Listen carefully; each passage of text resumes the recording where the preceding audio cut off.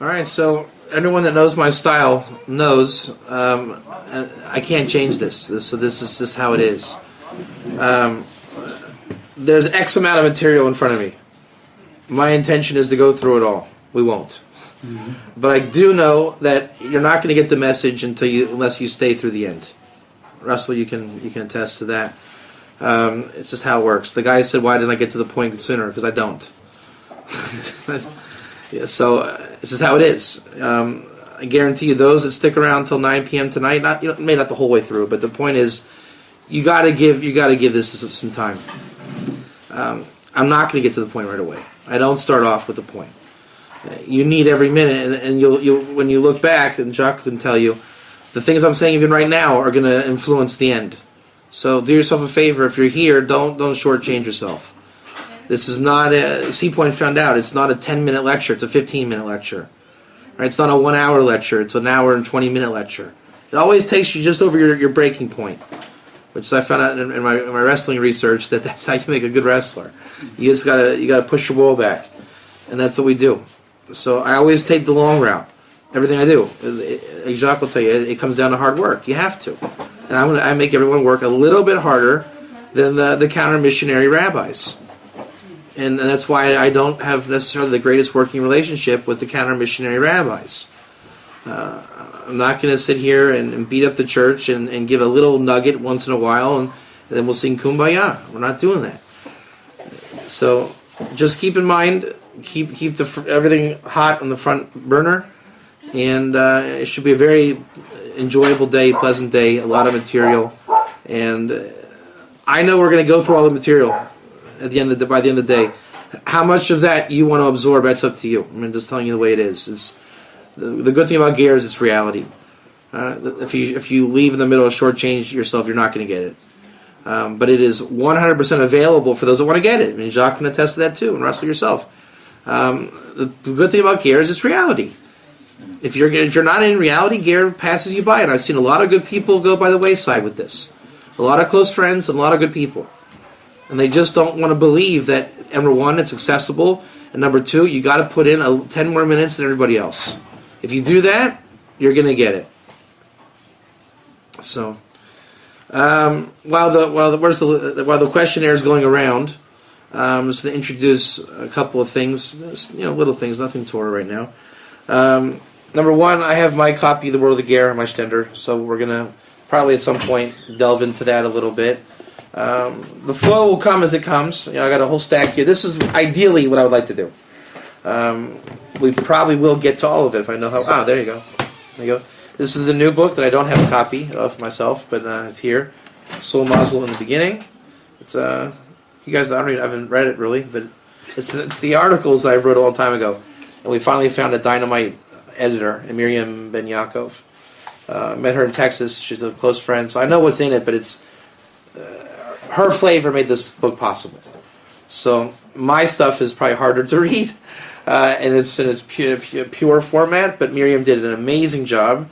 What you see is largely from her. So that's why I'm saying I don't know the quality as if it's my own. It would be a lie if I said that, because she did that great of a job. I mean, the layouts and everything. So this book has her name on it for a reason, wherever inside. But if you want to take down some just notes where these things are available, does that interest you guys? Yeah? Mm. All right, so Amazon.com. If you want to get this book, it's there. Type in Soul Mazel. It should be the first thing that comes up. SOULMAZAL. And it'll come up. I don't know how to distinguish there, but you can also get it on Kindle. So you can actually get it right now for this session if you wanted to. And we can actually learn from this book if you wanted to. That's up to you guys. So if somebody wants to do that, we can certainly do that. So again, Amazon.com, Soul Mazel, and the Kindle version is there. World of the Ger is not yet on Amazon because Chaim is a very special man. Getting him to move is a very special quality. But it will be on Amazon soon, God willing. And how'd you do that? Camera. Oh, there you go.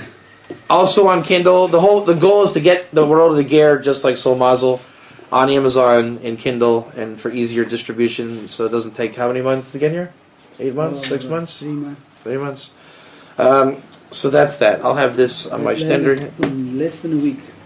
That's it. Less than a week for Soul Mazel. I have 3 copies for sale here. If anybody wants to buy one, they go for $5 million. It's on sale. Coupons. We'll talk about it. But so I have copies here myself for this one, and I want you to introduce, if you don't mind, the names and how it's what it is. I never seem to give it over clearly, but when I started my what do we call them, rabbinics, whatever, I don't know. The Vilna Gaon is an influence in my life and my style. A lot of the things I do, if not all the things I do, are inspired from that way of thinking.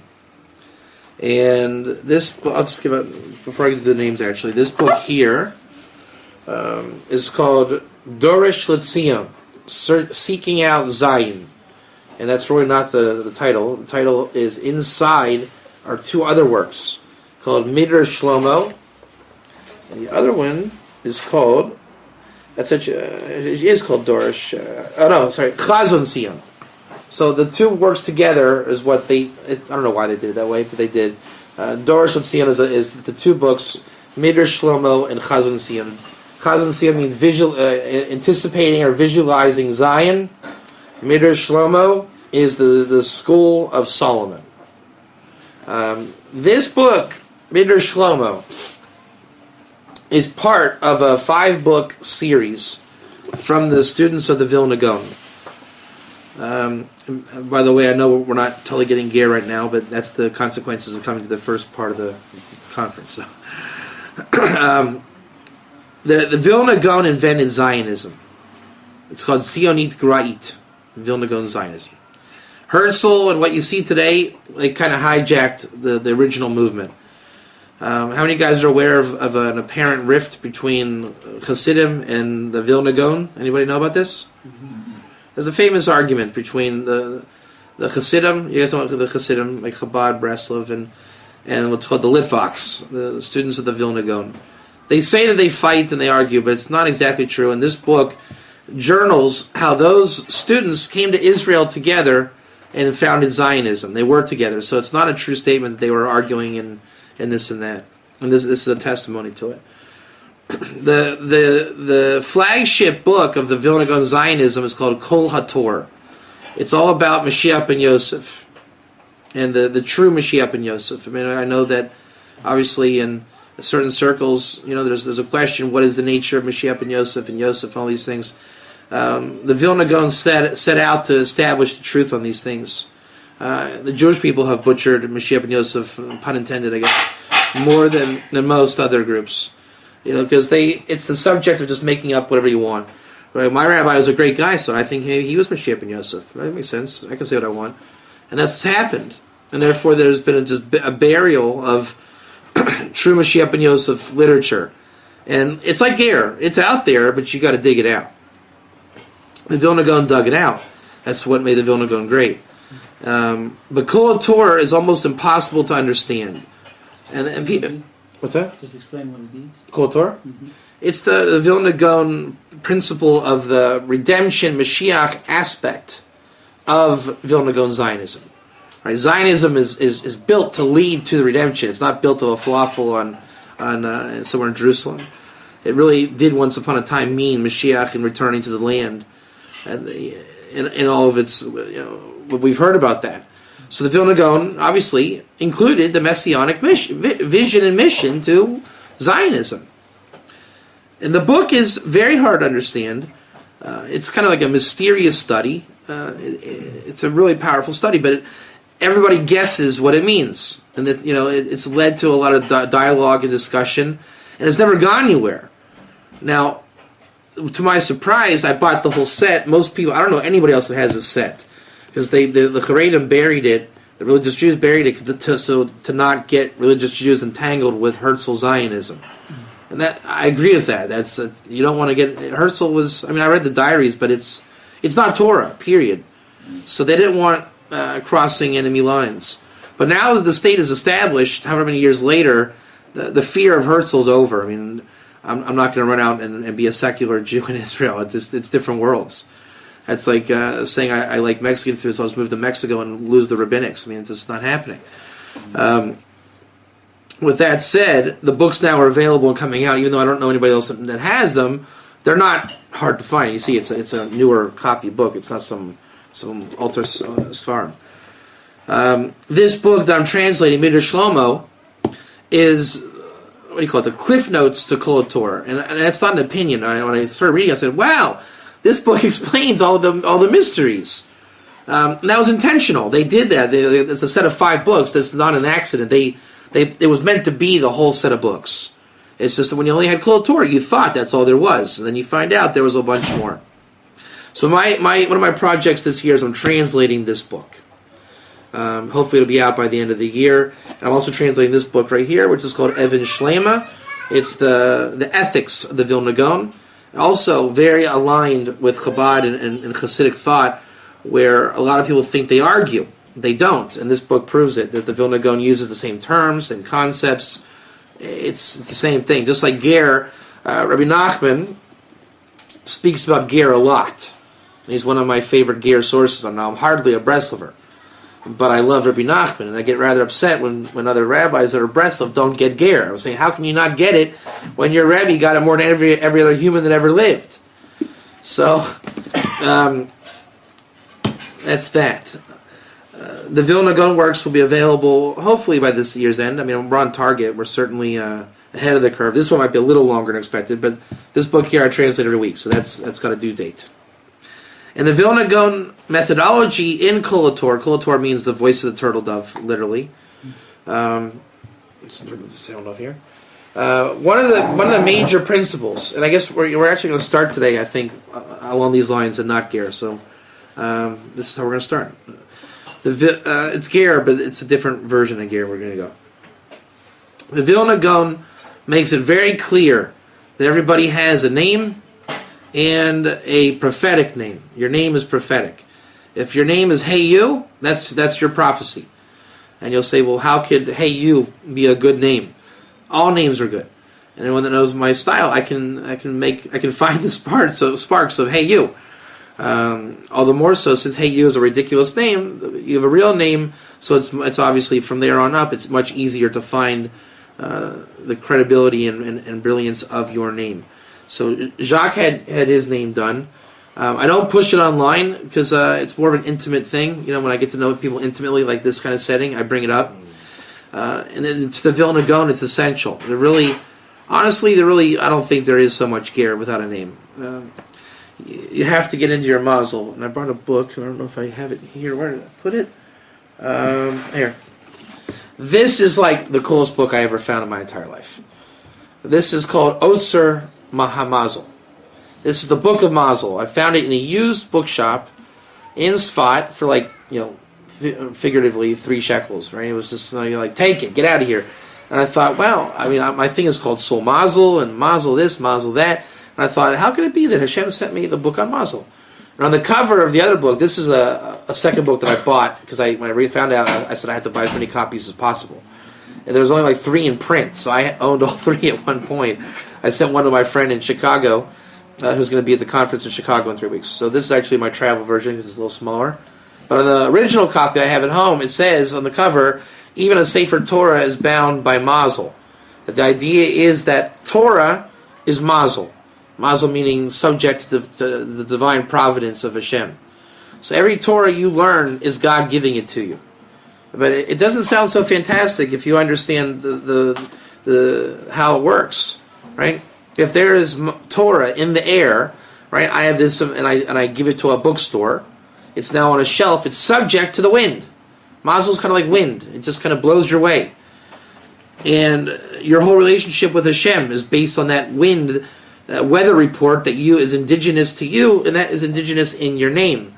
If your name is Bob, you have the mazel of a Bob. I'll ask you a question. Does Bob sound like Randy? Yes or no? So you can imagine a guy named Bob and a guy named Randy, they're going to have totally different experiences, aren't they? Randy kind of rules out, hey Randy, how's it going? Hey, Bob. I'm not going to say, hey, Bob, how's it going? It's too much. Hey, Bob, how's it going? See, it doesn't work. See how it doesn't work? Hey, Bob, how's it going? Hey, Randy, how's it going? Hey, Bob. Bob. Because the NB, it's Bob. Randy, hey, Randy. No, tell me more. Don't you feel I should say more after that, right? You feel it. Hey, Carl. You feel like there's something else to say. Hey, hi, Dale.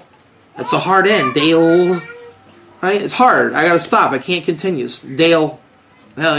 So you think about your names and think about how it sounds and how we have to cater to you based on your name. This is why people feel awkward about their names. I chose. Everyone has an evil name. It's what you call yourself. My evil name is Dave, because as a kid I was self-conscious about David. Because without Torah, David is, what is David? I don't even know who King David was. So I always visualized it, heard it in my brain as David. Like that, like, dang it. And then you realize it's not even David, it's David. Like David HaMelech. Then all of a sudden, you don't have to be like a wimp about it and say, hi, my name is Dave. Dave is I'm a tough wrestler. Get away from me or I'll kill you. My name is Dave. Done. Right? So that's why I use to get out of trouble. Dave Katz never had to worry about stuff, but it was a facade, and you all have a facade too. You all have the name that you use to say, get away from me, I'm not interested, okay, I'm not playing, go away. You all have that name, right, whatever it is, and you introduce yourself by that name when you don't want to engage. So if I don't like you, it's just, what's your name? Dave Katz, how's it going? But if I say, when I say Rabbi David Katz, it's not like, oh, Rabbi, right, but it means I'm here for real, I'm here playing a real game, and it's not to say, go away, it's Rabbi David Katz. And I don't feel the shame or busha in Hebrew to say that. And you all have to get to the point where you're proud of your name. No one's proud of your name at first. That's the whole point. And then you find out, Rabbi is really just who I am internally. It's not even about that I demand you to call me. It's that I have to accept that I have the true me is Rabbi David Katz. I always give the example of John Smith, the wrestler. He was a world champion wrestler. And he said when the day after he won the big stage, he'd wake up the next morning, look in the mirror, and say, I'm the best wrestler in the world. And if he's short of that, he's a liar. He had to step up to the plate that God gave him. So everybody here, you have to learn how great you are. You're not going to get by anymore by being pathetic you, as you call it. We don't call you pathetic you, only you do. You have to learn what's great about yourself. And it's not a feel-good statement. It's not like, well, I believe in you. A real self-help inspirational thing. It isn't that. It's real. Because we, the people out here, demanded of you. You're the only one tripping yourself up. We wouldn't be hanging out with you if you weren't great. Then this is why we hint to our friends to try to let them know how great they are, because we don't see our blind spot at all. We can't say, hey, I think you're awesome, but you don't. There's no discussion there. So you have to figure that out. And I saw this with the rabbis this weekend. I'm still used to being yeshiva bacher student Dave Katz that was never allowed to say anything not because I wasn't good enough. I was 20-something years old. You have to be around a little bit. And then the Shabbos that I had, these guys don't know what I went through in Sfat as a young kid growing up in yeshiva and trying to make a statement in Torah. They don't know my history. They don't really care. So if I play into that, I'm just anticipating a battle that doesn't exist. And the whole thing is like, the Super Bowl type thing is, don't be like this is your first time. We don't know that. We don't know your limitations and your fears. You have to rise above that. That's your issue. And that's all in your name. Your name has the powers. And when I say powers, it's just what you know to be true. But it's like this Torah Hashem theory that we spoke about. Nilva, those that are attached to Hashem. Right, you saw the group on Facebook maybe already. I get Nilva. Nilva is the word used in Isaiah 56. The attached to Hashem. Our scroll says those who attach to Hashem. But if you don't know, our scroll gave you a definition. You think it's just blah, blah, blah, blah, blah. You don't realize they're giving you the definition. So, hi, my name's John. I'm a really good carpenter, but it doesn't matter. No, John, you have to step up to the plate. But yeah, I'm an amazing carpenter. God gave you that gift. Now, you don't have to tell me how you're an amazing carpenter, but in your brain, if I say, hey, John, can you fix my wood, whatever, in my house, don't tell me, well, I didn't hire a schlepper to come over here. I want someone to do the job. And you know you can do the job. So what gain is there by you saying, my dad never believed in me? I don't really care what you have with your dad. Fix my thing. And I'm going to pay you a good, handsome salary because you earned it because you're John the carpenter. So I want to, if you don't mind, if you could just let people know, because as we spoke last night, the real work is this kind of discussion. This kind of, and Russell, you know, and this is what I really do on my Skype sessions and my gear counseling, is this. This is what I would rather talk about all day long, is when we get through the gear stuff, at the end of the day, this is all it is. Is this not what it is? Mm-hmm. It's my Mishlei class on Tuesday nights in Israel, Proverbs. This is what it is. This is what we should be doing all day today. We're not going to, because I understand there's practical things, and if we're wild enough, maybe we should do this today, just to throw a curveball at everybody. What'd you talk about? Nothing. So, you know, it is my preference, and it is the real message, and it is the truth. It's called Chachma, it's called wisdom, and it's not me, it's you guys have it too. My job is to express that in you and bring it out in you and show that this is humanity. You know, and we talked about it last night, and hopefully that recording will be up on the internet today for everyone to see what it was. But for reality's sake, that this is new for some people, and maybe a little bit hard to grasp. I'm going to turn it to Jock for a second. Russell, also, you're an articulate chap. I want you to say some things too, right? Because it's always a little bit better coming from someone else than me. Just if you don't mind, your experience with names, and you know what I'm going to ask you to do, gear code.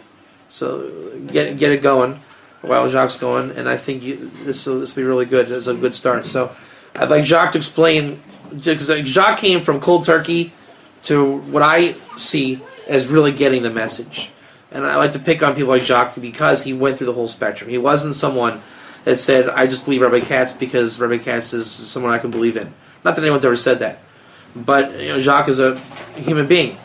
And I mean in the literal sense. He went through the stages. Right? I wouldn't call you've gone through the stages. You were a different story. You were really excited, but you were hesitant at first because what is this? That wasn't Jacques, and you're not typical. Jacques not typical either, but Jacques should be typical. Because at the end of the day, we're all going through what Jacques went through, and that's why Jacques has been successful at this. As he's gone through the whole spectrum. I've watched it. And I had to encourage along the way, don't worry, stop freaking out, you're going to get it. I'll turn it over to you for a few, to just give that message, right? What name?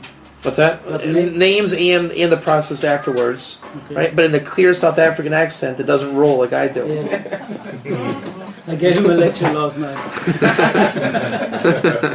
Okay.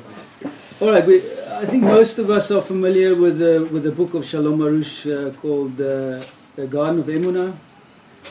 Garden of Emunah is actually explaining to us soul muzzle, huh? Yeah, but first, I want to interrupt for 1 second. Yeah. Everyone, please thank Jacques and give him a little bit of a round of applause for this is and also Brian for hosting everybody. Give another one for Brian.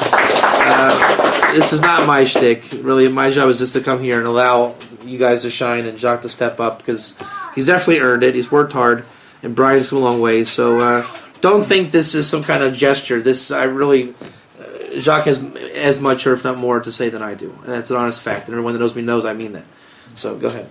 Right. Okay. So, like I said, we all know the book Garden of Emunah, and everybody's read it, and we're all excited about it.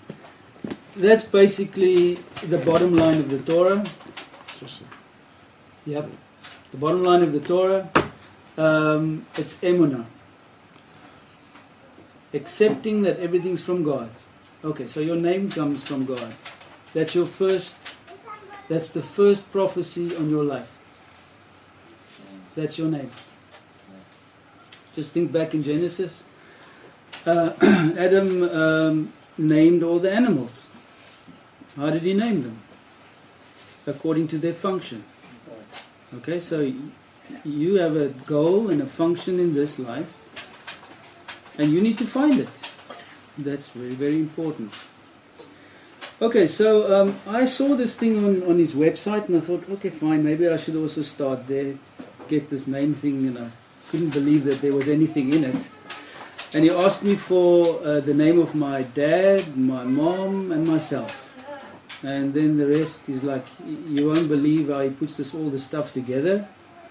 I can't recall everything now, but what he said was, it's 100% biblical. 100% biblical. So, anyway, so right. So let's start. I'll just give you some snippets. My dad had a strange name, Jan Baptista. So what does it sound like? Portuguese? Huh? Portuguese? No?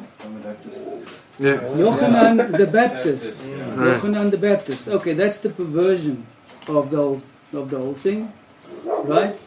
We've read the book of the Ger, and what do we find there? Who's the guy who was baptized in the Jordan 7 times? Naaman. What did he say after his experience? Now I know. The only God is the God of Israel. Right.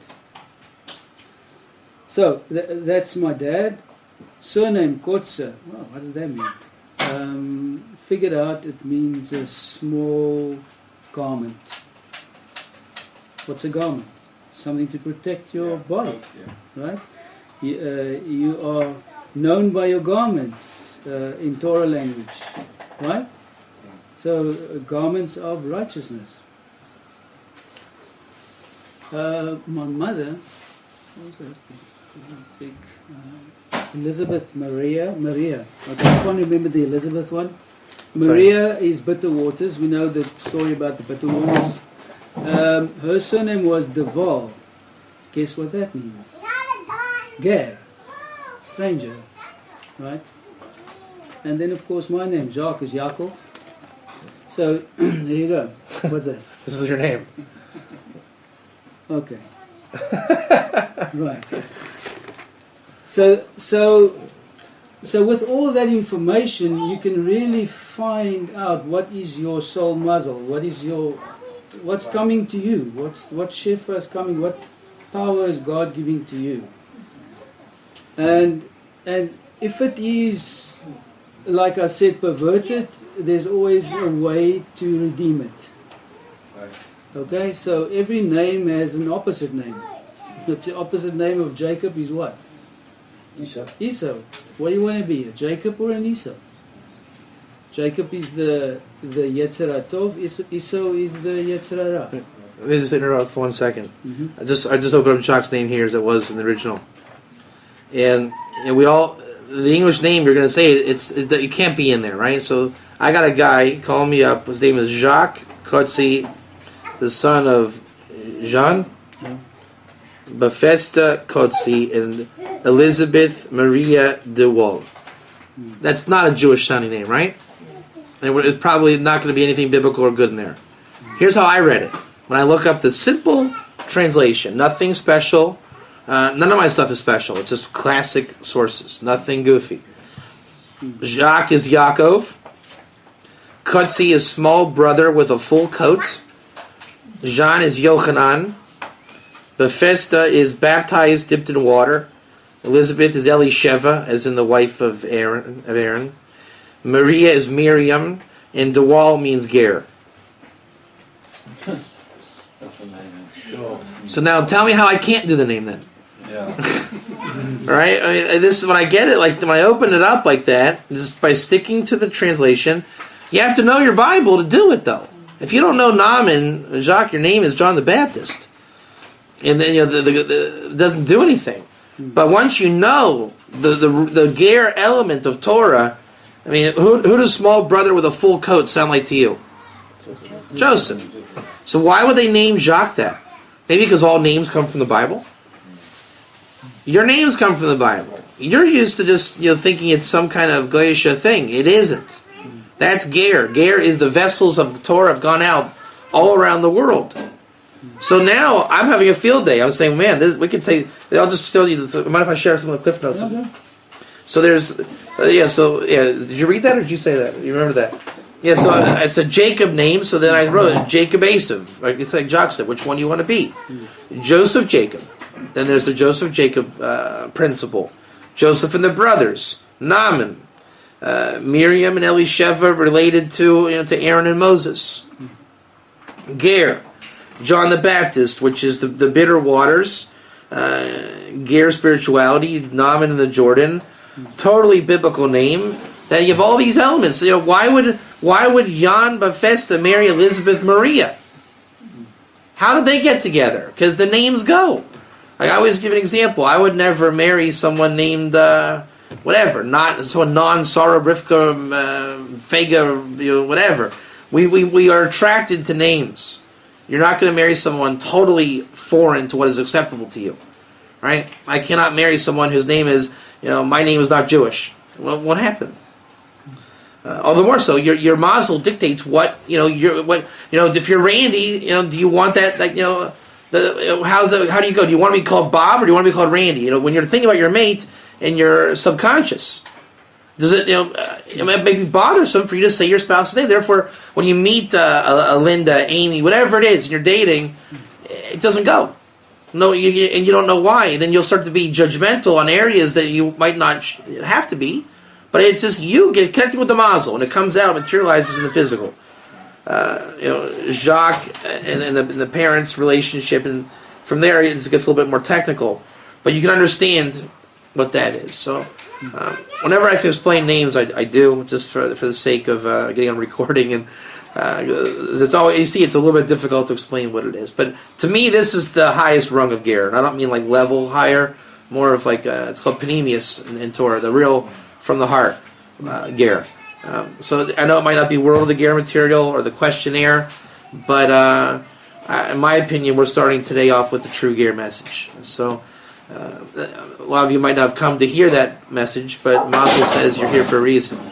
And if you don't mind, if you want to say a couple things. Yeah. What would you like me to? Ger code, just ger code, as you understand it in your experience. Yeah. Sure, it's a big one. Everyone's different. My experience was I became a Christian in 1981 when I was 15, and I left the church very, very quickly, but I pursued my faith with a vengeance. And for many years, almost right from the start, actually, I thought to myself, is there no way that I can explore my relationship with God without all the theology of Jesus, and a lot of you all know all about that. And I always asked myself that question. I just felt I was really relating more to the Old Testament than the New Testament. King David was was always my favorite guy in the scriptures, and but I could see no way in. Anyway, to cut a long story short, about sort of 18 months ago, I really reached quite a crisis point in my life, and I realized that once and for all I had to somehow be shot of my Christian kind of operating system that had been sort of programmed into my brain, because there were things that I couldn't reconcile with my understanding of God, but I couldn't let them go. It really, it disturbed me on a fundamental level. Anyway, I started. I could see no way out of that, so I actually started looking at Buddhism, and I was quite heavily into studying Buddhism for about 6 months. My wife used to laugh at me. I'd wake up at 2 in the morning, and till 5 a.m. I'd be on my iPod listening to talks and things like that on Buddhism. And I got to the point with Buddhism where this guy pretty much said, and it came to me, that if I'm going to become a Buddhist, I have to give up my belief in any kind of personal God. And I almost described that moment as leaning over the precipice. And I leant over the precipice, and I almost saw my own non-being, and how getting to that point of saying there is no personal God would almost be like saying I just don't exist, I'm a nothing, I'm a nobody. And it was almost overnight. I went online, I can't quite remember, I went online, I found Rabbi Tovia Singer's series on Christianity and what was it, Let's Get Biblical. I don't know if you've heard of that. And literally, I'll never forget, I was walking along the river with my dog, and he explained in Leviticus how God does not require the blood sacrifice of another human being for our sins. And I mean, that was it. It was like done. It was over. So I thought, I can't believe it. I came back to the house, and I mean, something had shifted in that moment, which I couldn't explain.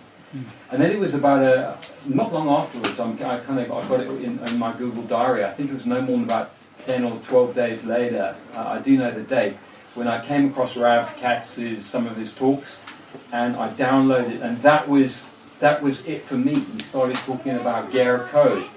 And it literally was like a code. I can only imagine when Albert Einstein discovered, E equals mc squared, and everything changed.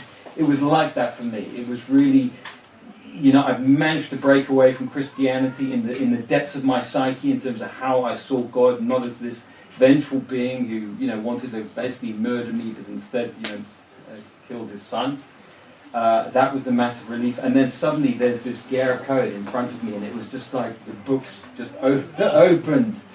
And in that moment, I just realized I'm a Ger. This is everything that I thought when I was up in the mountains in the Machalisberg outside Joburg in 1983, seeking God, reading the Psalms, praying the Psalms. This is it. And, whatever happens in my life now, whether I, continue in this vein or, God forbid I, go completely off track and, end up in some club with a needle in my arm, I'm always going to be a Ger.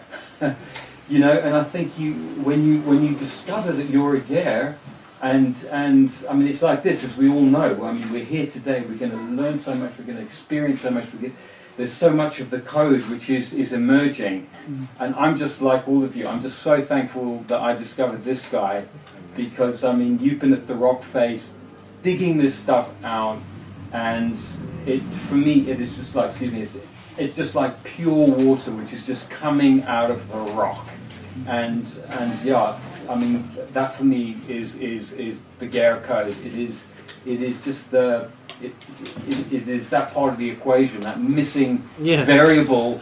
Which that's funny. That's good. Last time we were saying that's the thing. It's the thing that everyone was looking for, and when you find it, it's like that's it. That's it. So there's no denying it. Right. When I met Rabbi Katz, I quoted you name. I said it's Ger code. And it's like he was just waiting to hear it, and we all are. I was waiting to see it, and I dig it out. The religion is created.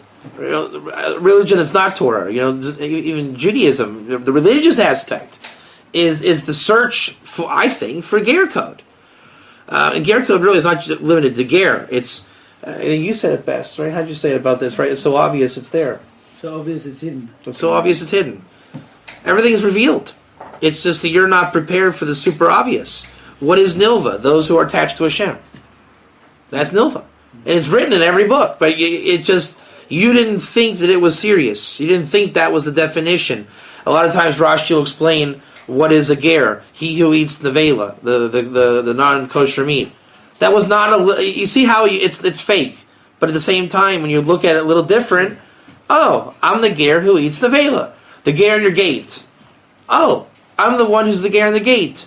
And each time, these words, you have this fork in the road. I don't know if there's a proper vernacular to call it by. You can either ignore it, or you can see it. And it's not a choice. I don't know how you say it. It's something much greater. It's the revelation of the Shekhinah. It really is. It sounds unbelievable at first. A little bit fantastic. Rabbi Katz, I'd like to believe what you're saying, but I have to see it for myself. I mean, I got that all the time. And I'm saying it's not my revelation, so it doesn't really bother me what your issues are. It's not my thing. Then it's, I believe it maybe, but it doesn't come down to belief. That's the whole thing. I have to see it for myself. Okay, great. And then you're there he is. Katz again is still on ger. What is this ger code? Like, I get it, Parshas Ray, about the meat, maybe, but you want to say it goes as far as you're taking it? Like Mashiach is dependent on it? So once you see ger code, meaning the consistency of this thinking and seeing throughout the entire Torah, and in physical life, and in reality, in history, all religions, all future premises of of prophecy, then you're in awe of not what I'm doing, is that everyone knows that it has nothing to do with me. It's God's Torah really is amazing. And the best part about it is we all tend to lie and embellish the truth a little bit to make it more amazing. Breslov's Rabbi Nachman was awesome. Okay, I'll give you that. But really, really awesome. I mean, Likutei Moharan answers everything, and that's okay. That's great. But did you embellish that a little bit? Probably. We all do. If you ask me who my favorite wrestler is, I'll give you a little bit of an embellishment. That's the thing in sports. Everyone acknowledges bias. And I was watching a ranking episode of my wrestling stuff. I use wrestling as an analogy a lot. And my team from back home, they were trying to argue if they were the best team this year. And they were missing certain credentials. And I'm like, come on, give it to them. You don't do it. And they were saying, like, St. Paris Graham, shut up. You guys are not it this year. And I thought, they're saying you're biased. St. Paris Graham people, you're biased. And I thought, they're right. I only want my team to win because I do. Maybe the kids from this other school at Blair are actually better than my guys. Am I prepared to admit that? That they're actually better? And I'm saying it's impossible. It's impossible. But that's why sports is a bit of a avodah zarah. It's idolatry a little bit because you're a liar, a checker, it's bias, it's opinion. Nothing's true about it. Yeah. Even the outcome isn't true. Right? The referee didn't like this kid's school, so he didn't score it, and they chose to not make us think about it. Okay, it's not true, any of it. None of it. The miraculous catch was God doing it. So, you realize how pathetic you are when you live in this world only. I really take those messages to heart because I realize why would I want my team to win? It's such a stupid thing. I want you, Ger Shampoo, to be wrong because I don't like you. What thinking is that? What gives me the right to even have such an opinion? So, Ger Code is again, we all know it exists, and we're all trying to say, hey, I love Rabbi Nachman more than everybody else, and I want you to love it too, because I know it's true. Now, Rabbi Nachman speaks Ger Code. Why can't you just sell it as Ger Code? Why does it have to be my Rebbe's the biggest that ever lived? How about Rabbi Nachman was the greatest Ger authority in the last 300 years? Proven fact. Okay, I've done a lot of research here. Nobody is as Geschmack is the Yiddish word, as Rabbi Nachman's Ger. Why don't the rest of us say that? Because they think that means convert. You lose. You just lost. Your Rebbe, huh? That's it. Your Rebbe, who you claim is great, and by the way, I do too, based on this. Why is he not as great as you're making him? You are telling me how great he is. Why can't you tell me through him how great he is? And Rabbi Nachman was just journaling Ger, so everyone says, well, he knew everything. Well, you didn't look up the sources. Rabbi Nachman is just quoting sources each time. And nobody views Rabbi Nachman as a Torah resource. It's just Rabbi Nachman, because a bunch of guys jumping up and down, smiling and being happy, they don't realize he's a rabbi. Right? And not in a derogatory way. He's just quoting sources. So when you look up Rabbi Nachman, they'll say, oh, he can't say that. I looked it up. He's quoting Rashi. What's your problem? Rashi said it. Well, who's Rashi? Rashi quoted the Gemara. Where did the Gemara get it? The Gemara quoted a verse in the Torah. Where did the Torah get it? That's like to the point of ridiculousness. Right? George Carlin has a joke. He says when he was a kid, he would lose things. So they go, Georgie, where's your radio? I don't know. Well, it didn't just get up and walk away. You're right. It didn't just get up and walk away. Georgie, what? Where's the cat? I don't know. But it didn't just get up and walk away, right? So you get my point. You get the point. So the Ger Code is where it's the revelation in articulation. That's the key word. Articulated revelation that we don't have to lie anymore and embellish and convince. And that's why I'm not convincing anybody of Ger. I never tried to. And they'll say, Rabbi Katz, you're not convincing me. Well, that's good news because I wasn't trying to. I was trying to present objectively Ger Code. Right? And Ger Code meaning everywhere in the Torah that it's right in front of your eyes and you never saw it. Torah of Shem, Ger Code. Why is Torah of Shem Ger Code? Because every year in Yeshiva we learn Parshas told us that Yaakov learned Torah in the tents of Shem. Why didn't you go research that further? Why did you have to say, well, you know, did you look it up? Did you look it up once before you said Shem was an idiot, the Torah before Moses wasn't really real, and Yaakov was playing around? Did you just made up every word you said? You didn't look up one thing. Are you willing to stand by that in Olam Haba? Are you willing to bet your Olam Haba on that? Because I'm willing to bet mine on Torah of Shem, okay? I know what's written about it. And you'll say, oh, well, one guy wrote about it. No, actually, not one guy wrote about it. In fact, every rabbi that ever lived wrote about it. Right? Go look it up. So it's the point where the axiomatic thinking becomes actually climatic thinking. Right? Well, we're all people and we all matter. Well, duh! But Ger Code says, yeah, it's really right. We are all people and we really do matter. So we're all one. Yeah, we are. We're actually all one. Thank you for being present and accounted for. Right? We are to love each other. You're right, we do. And that's what Ger is. It's about loving one another. So it takes the absurd claim and like, wow, we're all trying. But it lives by that. That's why it's Torah Shem Ger Code. Because it's like, wow, do they really believe? I mean, but then you sound stupid by saying, do they really believe they love each other? Well, so you can't say not, and yet you're making fun of it because, yeah, right. And the truth of the matter is, it really is real. That's what you're all going for. So what's the problem when you find it? That's Ger Code. You guys feel a little bit strong with where Ger Code is? Any hands? Yes, no? Comments? Questions? Feedback? Anyway? You guys you guys feel good? Bad? Huh? Yeah? This is the message. That when we get inside, people like Russell, Jacques, this is all we do every day. Jacques will check in. I mean, this is like me in my office at this point, right? I get to take the kids to school, sit down with my cup of coffee that we haven't had yet.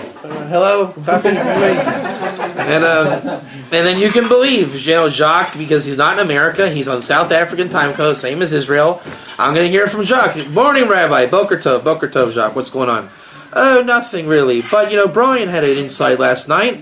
What did Brian say? Well, we were learning Zechariah, and it says right there that the ger in your gates is a real chap. Yeah, bro, that's true, Jacques. That's true. But I don't understand. Why don't the rabbis get it? And then this is, then Ger Shampoo. Hold on, Jacques. Ger Shampoo's gone. What's going on? Rabbi, it's amazing. Ger Shampoo Rakim. I'll talk to you later. Gotta go. We'll be in touch. I'll see you in South Africa. Right? And just non-stop. This is the energy. It's a good energy. It's what we're looking for. Why did God deliver the goods? Because that's why God created the world and you. I think now's as good as time as any to talk about the covenant. What do you think? I think so. What about sugar? Slightly heavy milk, slightly heavy sugar. Heavy milk, heavy sugar. Yeah. So Jacques been eating at me alive here to talk about the about the covenant. Hey, you guys want to hear about the covenant? Definitely. Jewish people don't want to hear about the covenant. We don't even know what the word means. It's like, what does that mean? I don't know. I mean, seriously, it's so ironic. I mean, I'll steal from you a little bit about a lot of the analogies, male female, right? The male female relationship also, they don't live in the same world. When she's going on and on, Jacques, should we put the vase in this corner? He's saying, what is she on about? Does it matter to this corner, the table, outside? I mean, Jacques, should we put the vase in the corner? And so she's asked him 20 times. Yeah, it looks great, but it looks good in the corner. Why does she care about this? Because she does. Jacques saying, hey, did you see my wrench? Can you make sure you put it on my drawer? She says, and he knows she's not going to do it. And then it hasn't moved yet. Hey, if you see my wrench, can you put it with my stuff? Then it's in the kitchen. Oh, that's good. Hey, I noticed my wrench is in the kitchen. Could you maybe put it back in my stuff? And she's saying, why does he need a wrench in his sock drawer? It goes in the kitchen with all the other tools. He's like willing to kill over it. No, it goes in my sock drawer where all my stuff is. And it's like, why does it have to, why can't you be a mensch and put it with the tools? Like, what do you need to dirty up the drawer for? I clean it every day, and you dirty it up. And they're going to fight about this until someone sees the other view. That's the covenant. The covenant's the same way. The non-Jews like, oh, it's all about the covenant. It's all about the covenant. The Jewish people are like more interested in gefilte fish, and that's not even a joke. They really care more about their gefilte fish. I just came from a Jewish Shabbos in Cape Town. I can guarantee you from experience and what I recall, we talked more about gefilte fish than a covenant. And then, fictitiously speaking, if I would have mentioned the covenant, they would have said, "Wait a minute, we believe the Ger thing, but man, you're bringing the covenant. I don't know about this now. This guy's a little weird." So we don't think in terms of covenant, and I honestly didn't know what a covenant was until about 3 weeks ago. Did you talk to them about the covenant? No way. They wouldn't know what I was talking about. Right, but the one guy who used to get to the point, he was probably waiting for the covenant, So the idea, I mean, I don't even know where to start. It's such a big concept now that I see it. Pam Rogers, she'll probably see this recording, has been asking me about the covenant since I've known her, already a couple of years. And it's a non-question. It's not a question, as I saw it. I mean, what do you want from my life? And Jacques got into it heavily, and I know that it's one of those things I lie about, where it's like when we see Torah and you don't understand it, you say, well, it's not really there. You lie about it. You tell yourself it's not there, it doesn't matter. And when hanging out with Noahides, they ask a little more, or I'll say the Jewish response to the Noahide is the Noahide covenant. So I had to look at, I answer up every challenge. That's my job, is to, nothing should be left with fog. And I can't say I ever really understood the Noahide covenant. Not where I really get my stuff clean and clear, not on that level. But it's one of those things that you lie to yourself. You just say, yeah, I got it. Just don't ever ask me that question and we're good. Right? And the Ger, they're relentless. They don't let that fog ever go away until it's clear. And the Jewish people think because you embrace the fog, you guys are the problematic ones, not me. But the chiddush is, the surprise is, if you get to the bottom of the well with a Ger, they do let go of the fog. Right? They are more than willing to let go of the fog, but you got to get rid of the fog. They're so trusting. It's Torah Shem. There's no trust. Right? We're going to solve the vase, but divorce is not an option, and we're going to figure it out. We're going to. It might take 24 hours of consecutive dialogue, but we are going to figure it out. And we've been trying to divorce the Ger for about 2,000 years, and we haven't won that war yet. And we're not going to. The Ger, like you're saying, it's you want a happy divorce. We don't know such things. We believe in till death do us part. In the Jewish world, with lawyers and doctors, like, hey, let's just divorce and have a party. We can get along better that way. What the Jewish people don't understand is there is no divorce. It doesn't exist. If you divorce your wife, guess what you get to do tomorrow? Deal with your wife. It says now it's even more harder than the first time. You thought get rid of her, it's over, I don't even like your mother anyways, right? You'll be hearing a lot more from the mother-in-law after that divorce. Speaking from experience, and my wife passed on, for those that don't know, I can tell you, the issues on this side of the relationship, death is one thing, but even still, the things that you could have worked on when you were together, divorce, death, whatever it is, after the fact, it's harder. So we can do this two ways, right? It's like Morpheus with Neo in the Matrix. You can go out with Agent Smith, or you can go out the scaffolding in the window. It's up to you. And you don't want to go out through Agent Smith. And that's what we've chosen. That Matrix is religion. Enough of Agent Smith. It's not fun. King David calls the Ger B'nai Elohim. You guys ever see this expression? Children of God. But Dafka, that name. Not Yud Kei Vav Kei. Or as Mike taught me in Texas, if you're talking Torah, it's Yud Hei Vav Hei. So, B'nai Elohim. I want to hear you guys. What do you guys think when King David says B'nai Elohim? What does that mean to you? Children of God. What does it mean? What does it mean? What do you? Does that name resonate to you? But think about the Hebrew, Elohim. Does it matter? Thoughts, make it interactive. Let's go. Fine with me. You mean a bunch of things? Okay, go ahead. Son of Judges. Not what it could mean. I know what it could mean too. What does it mean to you? Why does King David want that name? Is it because we all children of Hashem? It's on Hashem. This is Shem Elohim. Elohim. Why that name is like a weird name to use? Why that name? Because it refers to creation. Okay. Why would I choose to write anything with that? Original plan? Okay, that's the original plan? Yeah. That's a good one. Anybody else? Think about it. There's a guy named King David once upon a time. He's actually writing a book. And he's actually choosing to focus on this name. And it's not a name you hear. It's not like, we say, Hashem, Yod-Heh-Vav-Heh. Yeah. We're not looking at Shem, looking at Shem Elohim. Is it something to do with the 70 nations? We all one or Hashem, something like that. I'm getting there. I'm guessing you probably all know deep inside. It's the problem is how do you articulate it, right? So just say it. That's really what Ger's all about. Just get it out. My job is to hear it, not how you say it. I don't care how you say it. Just say it. To me, it's not just the mighty one. It is the mighty one. And David associates himself with the mighty one, the son of the mighty one. There you go. Keep going. As in creation. Keep going. Get it out. Not polluted as done by the church, but his intention was pure. There you go. That was it. Keep going, guys. Keep talking. Let it out. Next. Let's go. It's not the same phrase that the sons of God talking about before the flood. God of judgment. Is it? I don't know. It What do you? sounds like it. What do you think? I think it is. I don't know. So, I don't know wat sy inderdaad uit. Daar was niks voorwaardes daar. You are unconditional. God is. It's not. He didn't stipulate you have to do this. So we all could choose. so when King David uses it, it's usually when I was giving my impression of a King David psalm. Hey God, how's it going? Okay. Hey God, how's it going? It's all good.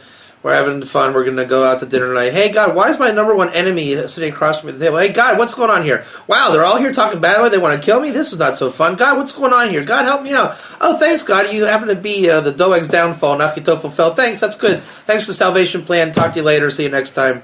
Hallelujah. Every psalm ever written by King David. Right?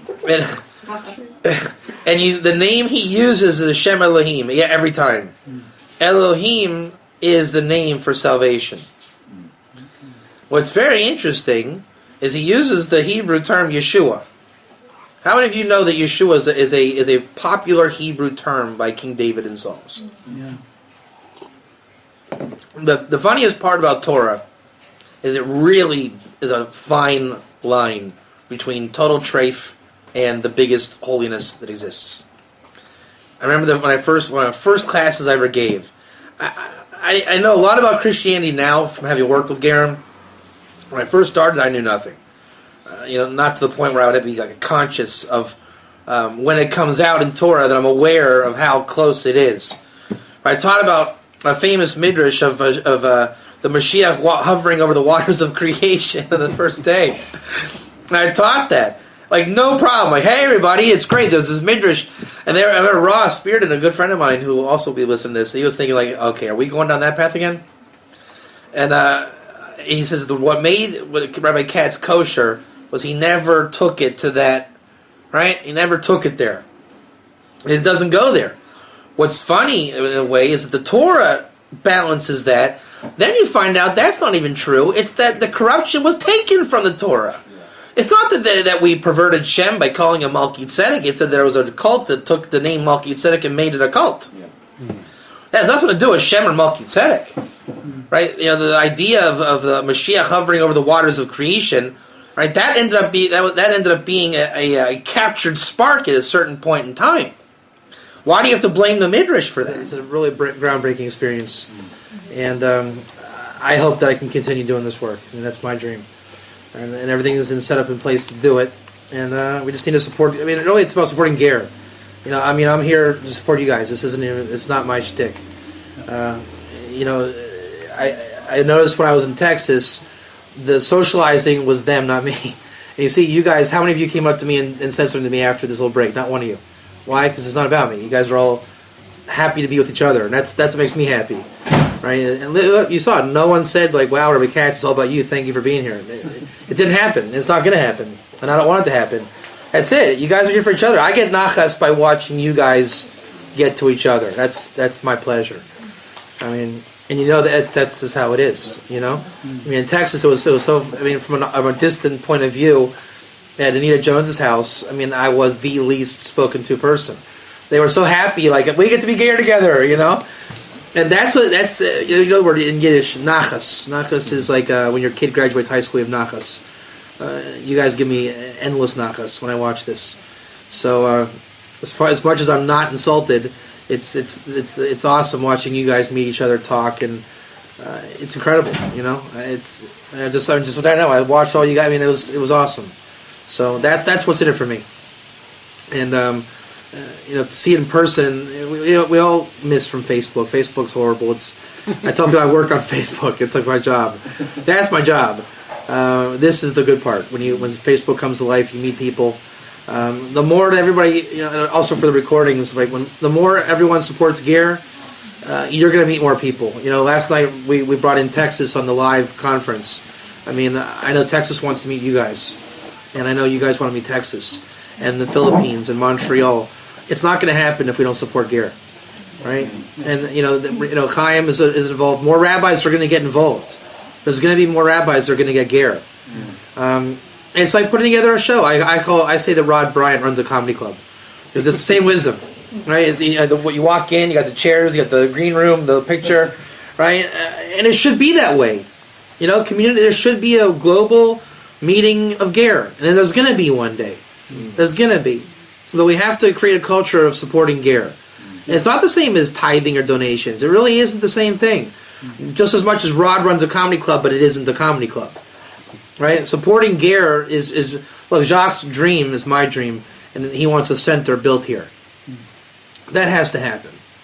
You guys have to find a way to get the fundraising to get the center here. And then you see that has nothing to do with me. Zero. It's you and it's Jacques. It has to happen. It can't, as Russell would say, it can't not happen. Because if there was a center in South Africa, in Cape Town, all of Africa would have an ability to come here. And I know that they would actually come. They would fly and they would come. I met at least 5 Gerim in the last couple of days. Me and Jacques. I mean, what's up? We were in the table mountain, and tabletop mountain, and whatever it's called. So what is it called in the end? Table Mountain. It's called the Shulchan Aruch Mountain. And you know, this woman says, like, you know, a Jew and a beard, and we pray, and it's like, okay, you pray, we all pray. But it was, you know, and yesterday on Sea Point, I was stopped by 3 people telling me Rabbi, Jew, real Jew, Rabbi, but it was Ger. You know, I know how to emit the I'm friendly to Ger attitude, and the Chiddush is, everyone knows that you're already out there. My job is to make it accessible for the Ger to come, right? Like the nations. We don't have to create you. I have to put out the message that I'm okay with it, and they come. And it worked. I had 3 guys tell me Shabbat Shalom yesterday, you know, on the Cape Town, on the Sea Point. And we're from sources you wouldn't expect it to come from. So, but and all the, you know, we took a long time to build this thing up. This year is different than other years. As you see, there's more Facebook interaction. The Jacques is prepared to get this conference together. Loretta is putting up, you know, RabbiKatz.com for the teachings. It's just the teachings, taken from YouTube, because my YouTube is a little bit hard to understand where I'm coming from in this class. More people have gotten involved and taken command. Again, it's not to make RabbiDavidKatz.com for the sake of RabbiDavidKatz.com. It's that we all know where to go to find the teachings in a logical order. You know, that's the intention. And you know, in the group we on Facebook yesterday, whatever day it wasn't Rabbi Katz came to South Africa. It was I Get Nilva. You know, and Jacques already is the administrator there, and it's a new group, and it's you. Chicago's going to go through this, and 3 weeks from now when I go there, you know, I worked in restaurants as a kid.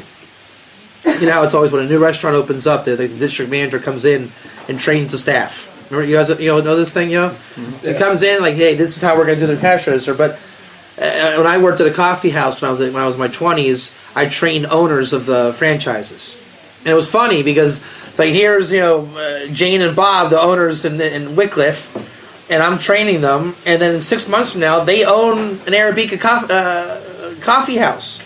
I remember I went to get coffee from them, and it's like, that was also nachas. I taught them how to make the coffee. Right? So I think what my job is really becoming from this is to go around to communities, and you guys are a bonus. Really, I'm here for Jacques and Brian. To get them up to speed, to maintain the group. You're a bonus. If you guys understand, it's a bonus, but I'm not really here for you. More importantly, I got to make Brian credible with the rabbis. I got to make Jacques know the lingo. And that when you guys have questions, I know you don't always come to me. Right? And you should or shouldn't. But it's open, but you're going to Jacques, and I know that. And Jacques got to feel confident and comfortable to deal with your questions and issues that come up. And Jacques, why didn't Rabbi Goldstein accept me at the shul? That he's going to answer that. And Brian, not me. I can't do anything from Modin. So my dream job is to go around to all the communities and just keep Jacques and Brian strong. And obviously you guys too, right? To do this. But this is a bonus. This is I call this CVS wisdom at the pharmacies in America. They have the toys and tchotchkes in the front end, and the medicine in the back. The tchotchkes, I used to go to the pharmacy for the tchotchkes. They tell the good stuff there, but that's always the bonus. That's not what they're there for. So as much as we enjoy talking together, obviously I've spent more time with Jacques and Brian than all of you, and that's obvious. Gershon Piggy flew in for the day, but I've seen Jacques every day. And that's because, he's taken the leadership mantle. At the end of the day, the GARE message is a Jethro program, right? It's about making leadership, and even the fringe of you, I know that you're going to go back to your neighborhoods, and you're going to be leaders to your people, and you're coming here. This is all Jethro here. That's all it is, and I wouldn't even say I'm as much as a Jethro as you. I'm a Jewish Jethro, digging it out and handing it off. So who's more important, the guy at the front with the baton or the guy that ends the race? It's the same race. Same race. And we have to support each other. You got to support Jacques. You got to get the center built. And for the recording's sake, this is on, right? Yeah. Chicago's got to know that. Philippines has to know that. Everyone's got to know that. The more those centers go and rabbis see that it's real and kosher, this is going to take off and we're going to see Mashiach. It's what it's about. But we can't promote what it's about until we're there. We can't put the cart in front of the horse. So we have to play a game that we're not really for the end game. We have to pretend that we're here to meet each other and greet. And, wow, Rabbi Katz came. But that's not it. It's really not it. This is a necessary step in seeing the redemption come in our lifetime. And I think every generation had it in front of them. But we're always one step away. Aren't we tired of being one step away?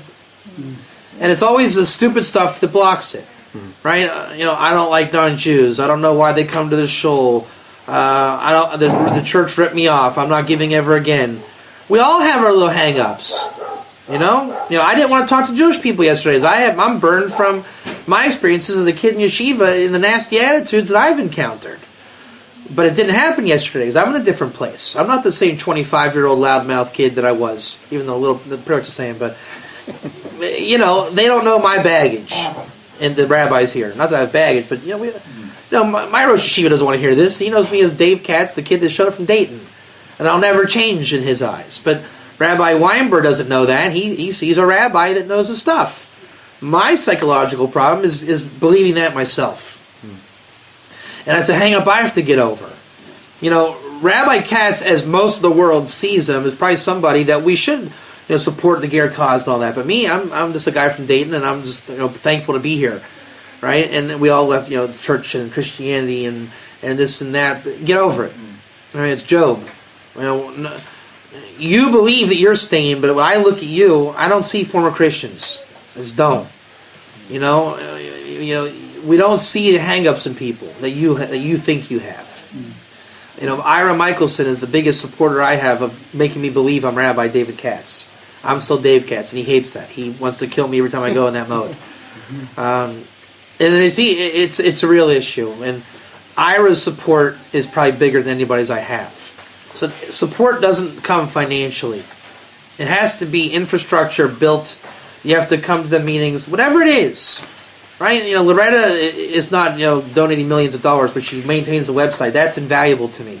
That allows you guys to find teaching. So support a culture. Infrastructure building. That's how Jewish people have done it in exile. Right? They show up in a new town, you got a shochet, you got a moil, you got the shul, right? And it's supported. That's how Judaism works. Right? You support the Torah, and it worked. You see, Judaism's been around a lot longer than anything else. It works. And there has to be, and I know the church didn't work. And I know people are using church mentality, to exploit ger and Noahide. And it also doesn't work. But it doesn't mean we don't support it. It has to be supported. It's just practical.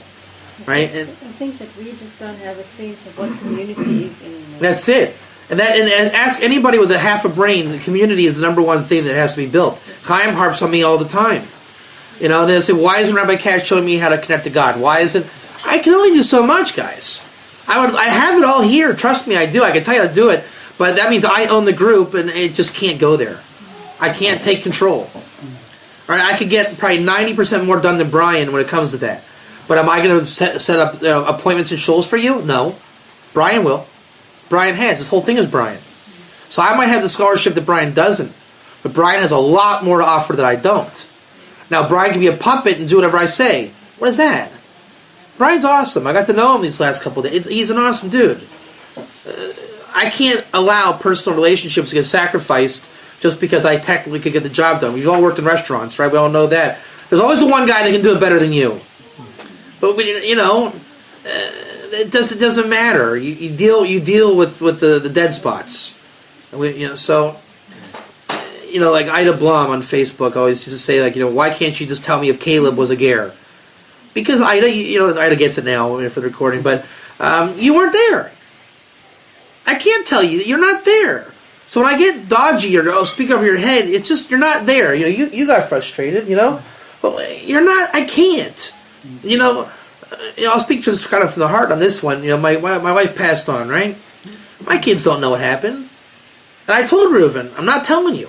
Not until you're older to get it. I'm sorry. I can't go there with you. And he understood. He knows I'm going to tell him one day what happened. But not there. And just be honest about it.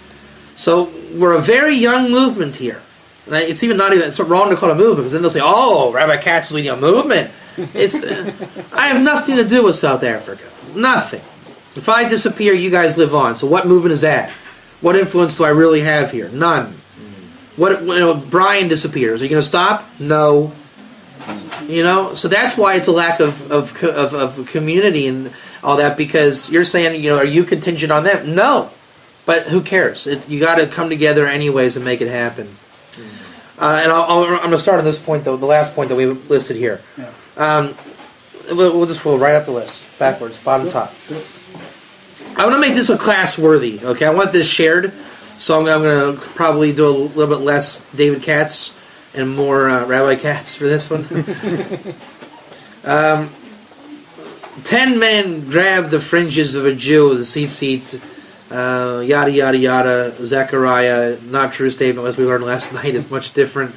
The recording will be up. Did I get the recording up of that last night? God willing? Yeah. Okay. We discussed what Zechariah's on about. For all intents and purposes, we'll just call it 10 men. Agreed? 10 men.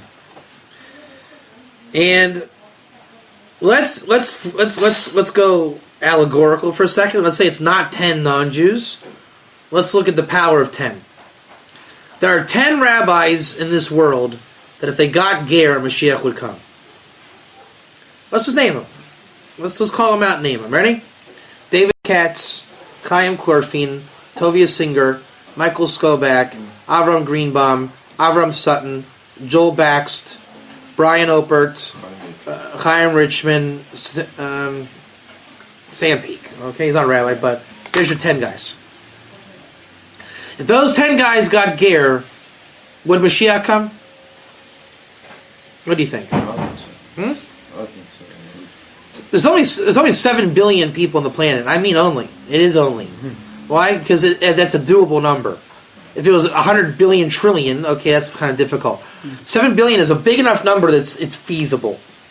I can see the globe, right? China, India, America, Africa, Europe, okay, Australia, South America, we're done. And our 4 friends in Antarctica. But think about it. Aerocheva radio station, everyone listens to that. The Ger is a real entity, so I'm not trying to create something that doesn't exist. Now, most of them are quiet, so they don't register.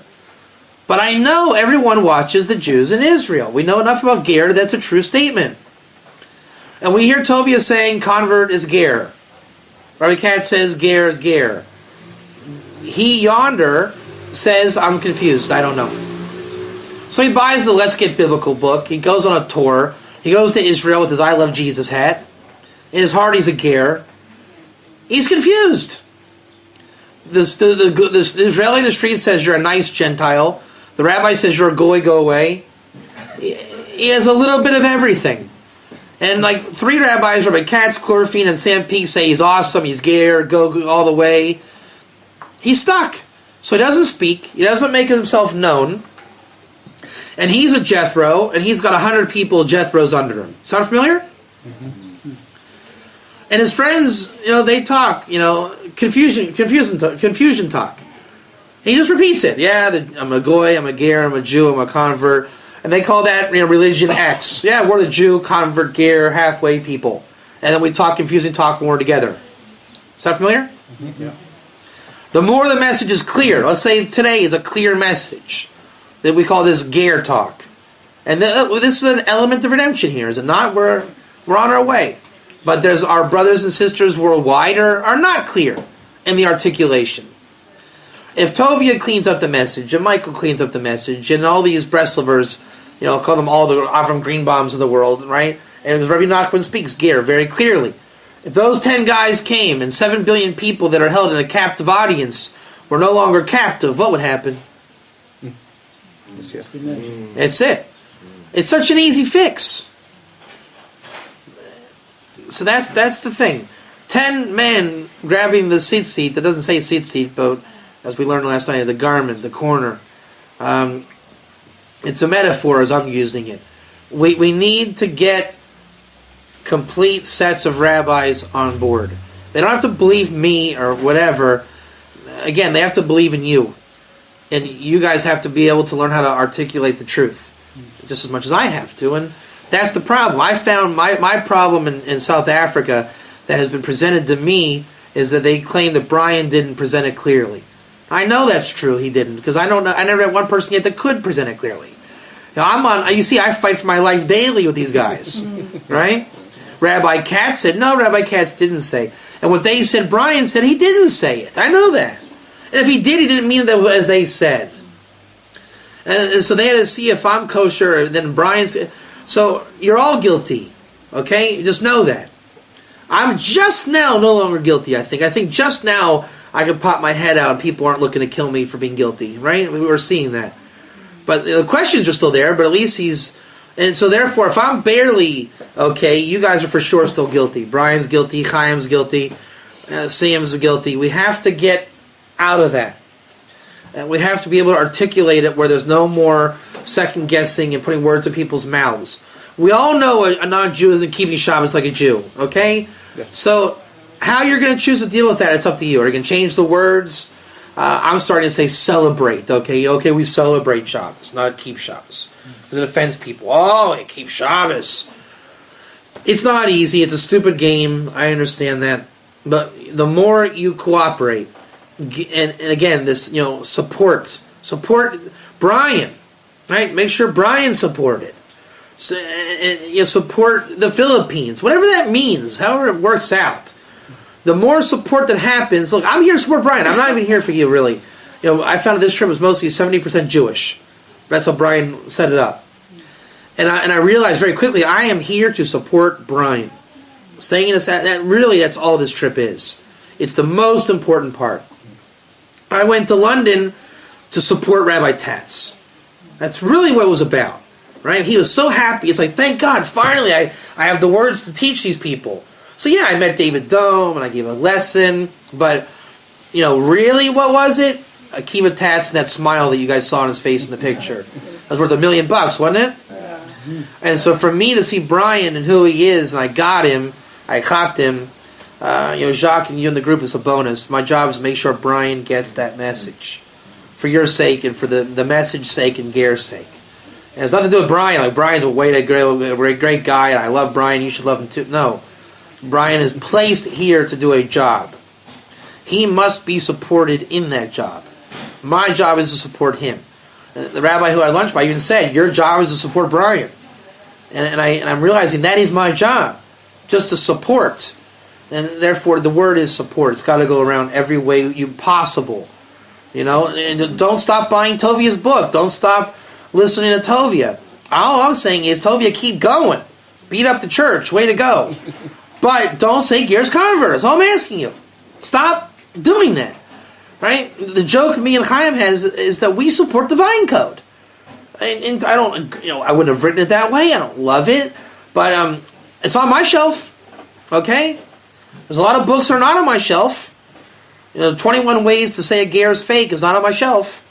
But Divine Code is one of the, it's a reference. Okay? It's a reference. You can buy it. You can learn it. Is it the only book? No. Is this the only book? Yes, absolutely. This is the only book. But no, I support everyone's work. And I get a geschmack out of supporting people's work. When I saw that Rabbi Greenbaum supported me in Chaim, that was a big bracha, because we have no qualms, no beef with him. Richmond is a feisty guy, right? But we're smart enough to realize that we have a similar crowd. I love working with Chaim Richmond. I really do. There might be turbulence down the road. I don't know. You can't predict the future. Everyone sniffs everyone out at the beginning, but really, I love what him and Sam are doing. It's not my message. I wouldn't give it that way. But when we embrace its truth. So Avram Sutton, I love the guy. He doesn't quite feel comfortable with Gare. Okay, that's all right. I did hit him across the nose a couple times, but it's all right. And we have issues now with some people, right? The Shulmans out there, the Skobak and Tovia, are in the counter-missionary world. And I'm not in that world. But I have a secret weapon called the Ira Michelson program. And Ira's job is to be the bridge. And Ira understands support. I think you guys have seen Ira online enough. That guy supports everything, doesn't he? You can't say he doesn't. He doesn't have all the money in the world to do what he wants to do. And he's not asking for it. But he's asking for support. You see, he has Ira's not unashamed. He'll ask you. He'll tell you on Facebook, right? But that's who he is. And I have a lot, he's my superior in age and wisdom. And you see, we work together, and he is that. And he was my next door neighbor in Sfat. So this is not, literally across the street. He lived across the street. So, and Rod is, you're not getting more support than Rod. And that's I lied saying that I was not going to do this, but I am. This whole intro. But, we support each other. The guys involved support each other. And that's how we've gotten this far. It's been tremendous support. The backstage stuff that you don't see is, aside from the relationships, that's clear already. But, I had a video made on YouTube, and I can actually show it. Please remind me to show the video. It's a 1-minute video on YouTube after I do this session. I asked Rod, make me a travel video. And he did. And he'll call me, Rabbi Katz, I need X, Y, Z. Okay. And we totally rely on each other in support to get it done. Rod, did you guys see 50 Shades of Gare with Rod and Jason, Spiritual Babies? You didn't see it? Anybody? No. Huh? No. So they called me to get that done, okay? That was my stuff. And no worries, no problem. And a lot of my stuff, you'll see, Rod made a couple of videos for me. Loretta's done the websites, and I've done things for them. That's tzedakah. That's tzedakah. Help out your fellow man that we get it done. Right? That's what has to happen. More and more and more and more and more. Whatever. And if you don't have to give this way, then give it that way.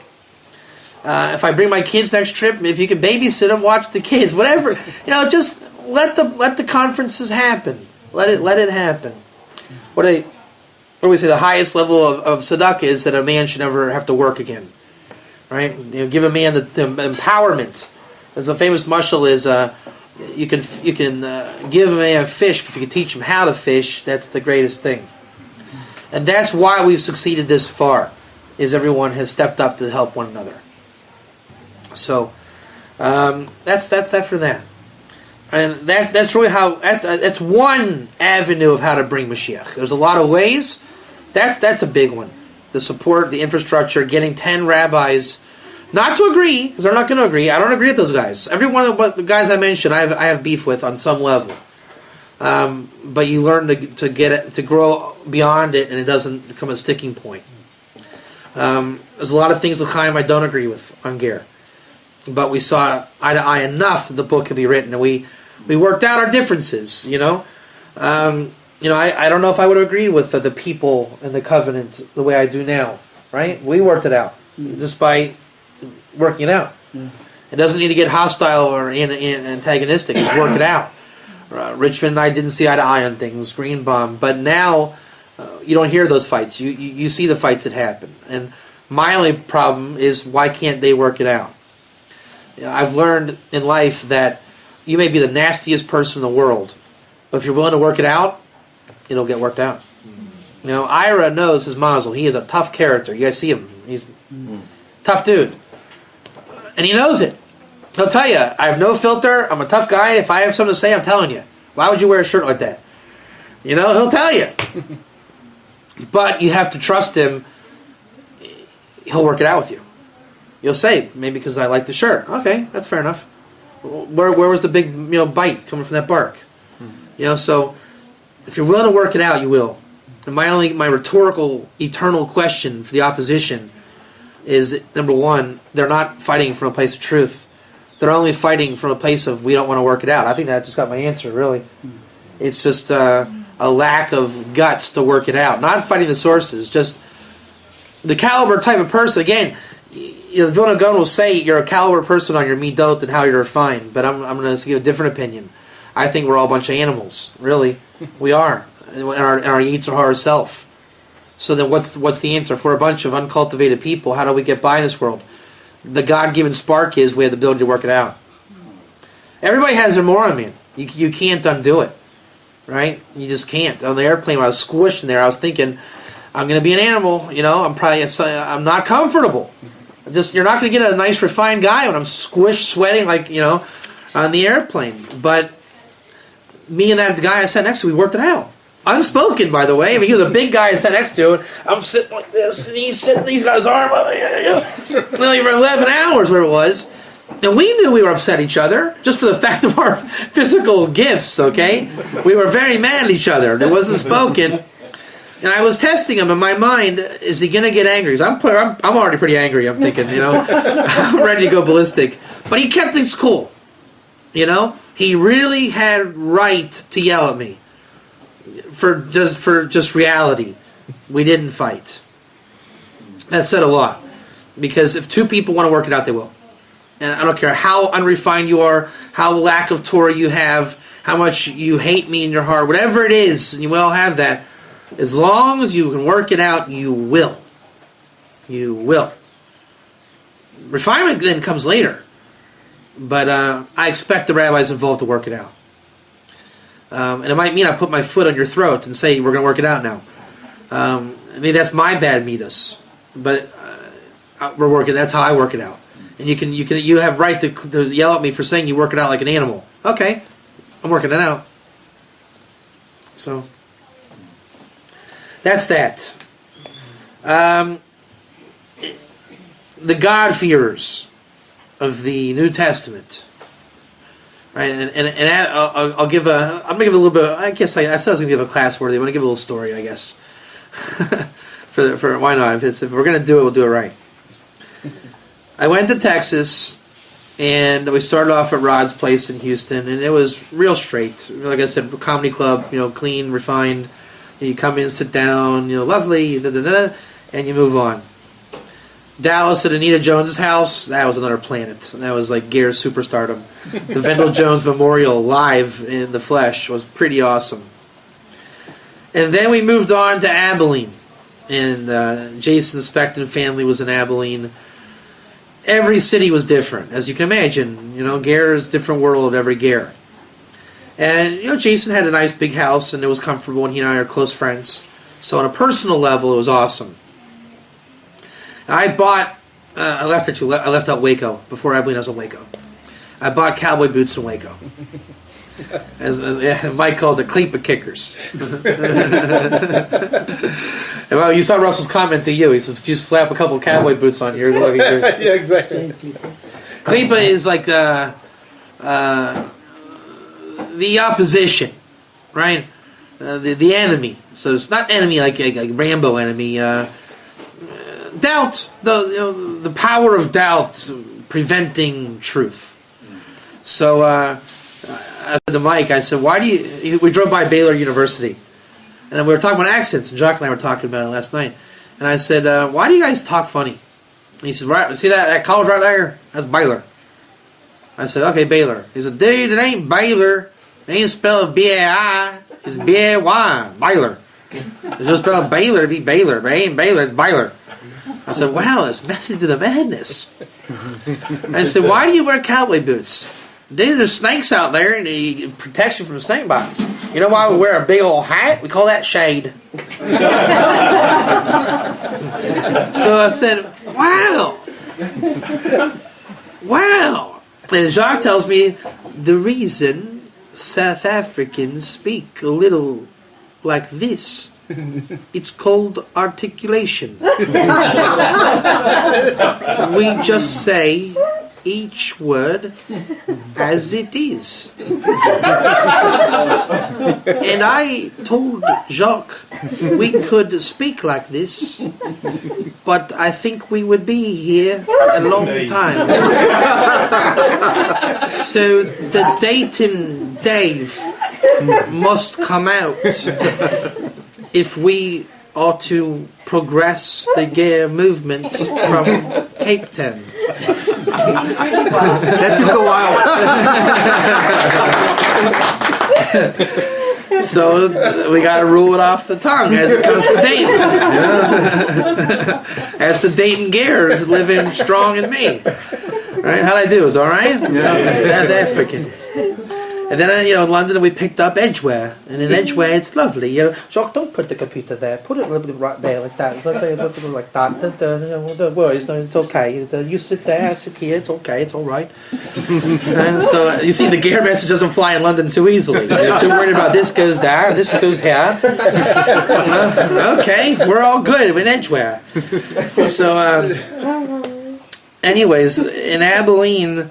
I thought, you guys know I'm a little bit nuts. When I put like music to my videos, he's talking about gear and he's got like rock and roll in the background. What's he doing? I get a little funny in my videos sometimes. We have to have some comic relief and easy. How many guys are listening to the Rabbi Miller and the Vilna Gaon series? Yeah. Right, welcome to today's Simcha Minute, Daily Dvar Torah. Right, so it has to be. So in Abilene, I put on the cowboy boots. And I felt very uncomfortable, like walking, like, you see, I usually wear sandals and Crocs and stuff, but here I'm wearing these huge cleepa kickers, and it's like, so then I sat down, and it was in a hotel room, not room, but downstairs, and I said, okay, I'm not getting up ever again, because I can't, and these, the cleepa kickers, so I said, like, you gotta get me my stuff, I can't get up. And there's a whiteboard. Rabbi Katz, you might want to write. No, I don't. I'm like, I can't move. Right? You can't move those things. I don't think I'll ever wear them again. I tried. It's fun in the winter. It's like I could wear it, but man, it's not worth it. It's not going to look good either. Yeah. So, but I felt really uncomfortable. You see, I have to have my comfort when I teach. That's how I am. So I wore the cleepa kickers, and I had my little setup here. And I'm seeing the minion that's coming in is not so gear. It's seat on the belt loop. And I'm like, okay, what do we got with this? So everyone, Rod was gear, right? Russell, super gear in Waco. Dallas was gear party. And Lubbock at the end was gear. That was the videos on YouTube if you saw the Lubbock talk, right? Abilene was that not so gear. It was everybody. And Russell in Waco. This never got posted to the internet, so it's like, the uncensored version. Russell, there's something called gear books. right? This is definitely a Ger book. You can tell, right? This is Ger book. The classics are not Ger books. And you can see that there's like certain books are just Ger. You see the memes, right? The Ger memes. It's like it's Ger, right? You know the genre I'm talking about. When we do it, it's very clear what Ger is in the memes on Facebook. So I'm walking out of Mike's house in Waco, and Russell says, "Rabbi Katz, I got this Matthew and Hebrew. If you can check that out in your spare time, just let me know if there's anything Ger in there." Okay, so I mean, I'm not Tovia Singer. I don't claim to be a counter missionary. I'm not interested in anything church New Testament. It's not my thing. But I've heard about it in my Skype. Ross Bearden got me in on it. Discussions. I mean, I probably could be a great counter missionary rabbi if I chose to be. It's just I'm not interested in beating up pastors like Tovia does. Not interested in me. I'd rather beat up Michael Schulman. So. Call a spade. So apparently he could So, anyways, and the car ride over from Waco to Abilene, I took a look, and what really struck me hardcore was, first of all, you guys know about this, the Shem Tov or something, Hebrew Matthew. You guys know about this? Yeah. Yeah. So I looked at it. Again, I'm looking at it from a linguistic point of view, right? Like Ger code, like it's Ger code. I want to know, Ger code exists in non-kosher sources also. Quran is filled with Ger. Or I say, how do you know Obama is a true Muslim? Because he doesn't say Quran, he says Quran. So it's like that's proof he's a Muslim. Why? If it was a Jewish guy, he say, "Hi everybody, my name is Bob Jones. I'm a Jewish guy." Moshe Rabbeinu says that. Right? If you say it authentic, he's a Jew. He wouldn't say Moses, our teacher. So he says Quran. So it's like, dude, you're a Muslim. You say it with the proper accent. But I've looked through the Quran a lot, but there's the Ger Toshav in the Quran. It's called Dhimmi. Rambam was a Dhimmi. So you see, every religion has Ger in under Klipa. There's the definition of Klipa. Wrapped up in what they call it in their system. They're all trying to get Ger of the Bible. Is that not true? Yes. We're trying to get where is this? Where are you fill in the blank with this of the Bible, Old Testament, 5 books of Moses? True or false? Yes. And so when the Jews call it a convert, then we get Islam, Christianity, and everything that comes out of it. And they all know. I've called Muslims on the phone and said, "Hey, we accept you." Again, it's like the party line. They think I'm giving them we're all one. We all love each other. Yeah. So I tell them, look, I got you in the Torah, man. You're called Ger. He's like, but even Muhammad is a prophet. Ger can be prophets. Not a problem. They're like, you're a kosher rabbi? Yeah, actually I am. So it's like, this is Twilight Zone. This guy's either crazy or this guy don't ever call me again. And it is crazy, but it's true crazy. That's the funny thing. So I wanted to look at it, because Russell put it in my path, is Matthew. And so a lot of funny things came up in the text, because number one, it was bad Hebrew. Right? Because, unless you have, I think if I have one talent in what I do, I really have a grasp of the Lashon, the Hebrew language. I mean, I think you guys have seen that. That's what I bring to the table personally. And I know what the writing is. So like Rabbi Nachman gets it, because I know the lingo. The Lubavitcher Rebbe got Ger. I know the lingo. Rabbi Shimshon Raphael Hirsch did not get it. He got it on his own cup. But he didn't quote the sources. Now, he's a great rabbi. But he's not in that line of Ger code masters. He has his own code, which he got it right. Mazel tov to him, right? But he's not a guy I quote, because he is what's called Sechel Anushi. This is his own mind. I think they're these non-Jews, and they're very special people, blah, blah, blah, blah, blah, blah. He didn't just say Rashba, Ritva, Miri, Rambam, Ravid. That's the code. That's the code. Rabbi Nachman says, Ger, Rashi, Isaiah 44, or whatever it is, right? Code. Rabbi Shimshon Raphael Hirsch did not know the code. So then he's... if you Alan Cecil, you guys know him, a Secular by Design book author, always tries to put Shimshon Raphael Hirsch in my face. So I went out and I bought Rabbi Shimshon Raphael Hirsch to say, number one, you butchered it in your English rendition of the Hebrew.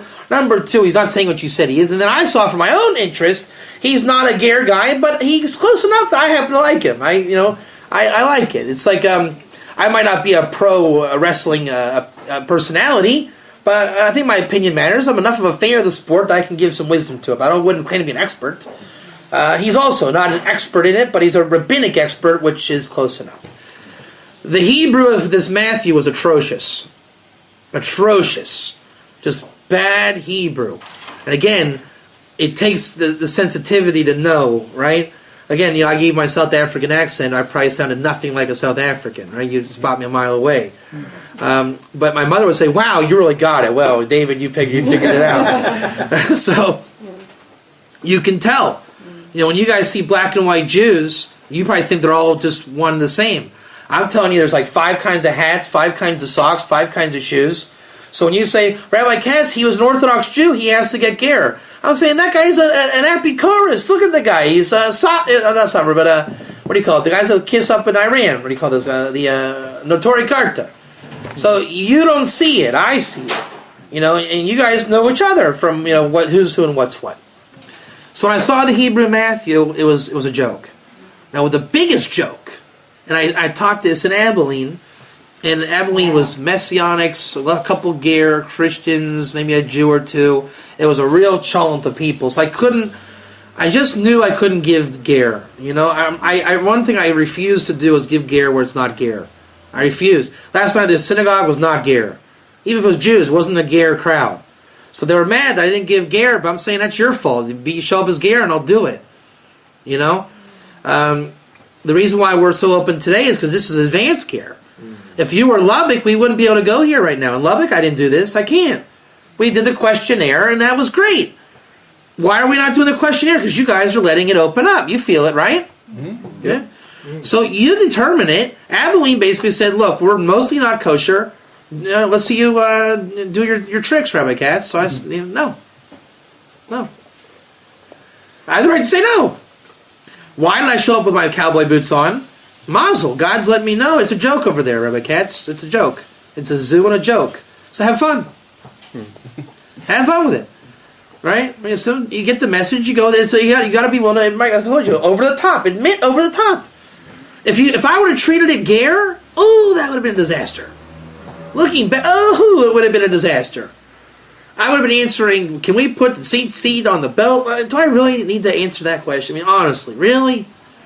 So they never had a chance. And they got bamboozled, and Sam was a little upset at first, but Sam said every time Rabbi Richmond comes, there's always a fight. How do you know Jesus isn't the Messiah? And then they got to fight it. And then you get into Tovia Singer mode. Well, Hezekiah says in The Suffering Servant, it was actually Hezekiah and not Jesus. Right? So I'm not going into Hezekiah. Okay? Not me. So when I looked in Matthew, the name of Jesus, how would you guys think it's written? Any takers? When it spoke about Jesus. Yeshua? Okay. You know what so before I answer, I'm going to set it up. Ready? How many of you guys have ever heard of the Rambam? Is his name the Rambam? No. So what do you call that? Acronym. Yeshu was written as an acronym. His name is an acronym. His name is not Yeshua or Yeshu. It's an acronym. Now, what the acronym stands for, that's what I kind of hypothesized in the Abilene talk. And I have my ideas. I've seen a Kabbalistic text. The Ramchal, for example, explains what Yeshu means. It's Yesh, 310, and then a Vav. And the ayin is also Kabbalistic. Christianity is what Russell and I call it, is like garbage Kabbalah.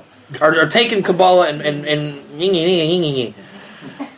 it's always interesting. I have an eye for Shem and Malki Tzedek. I also have I look for Christianity in Kabbalah sources, meaning where, like the Ramchal likes to give a zetz to Christianity. So where there's a Yeshu reference or whatever, the Ramchal will say, without saying he's battling that, he'll explain what the name means, but not a reference to Jesus. He'll say what Yud Shin Vav means. Right? It has nothing to do with Christianity at all.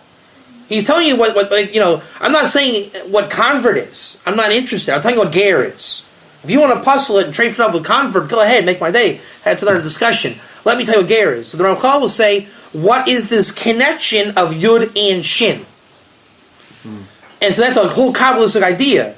Now, again, Malki Tzedek is what the eternal priesthood that Jesus was a part of, right? Whatever that is. That's just ripped off. Malki Tzedek Hashem, son of Noah, in the Chumash with Avraham and the Temple Mount. Where do you get this from? So they take a look again, Messiah hovering over the waters of creation. Who asked you to take that and make it into a story? It's a nice midrash about the day one of creation. All right, so the Jewish tradition is good. It's fine. And it is earlier than corruption. You know, Islam in the Quran, I saw how much corruption. Or even true ideas that they bastardize when they teach it over. That's why I have no problem debating a Muslim. I saw what the Quran says. And when the Jews knock it out, they're being ridiculous. Oh, the Quran's a stupid book because it says that Aaron's, what was it about Mary, Miriam, was something About the mother of that's right. Yeah, Mary was Aaron's sister. So, it's so stupid. They even got it wrong like that. It's allegorical. Shalom. They'll tell you it's allegorical.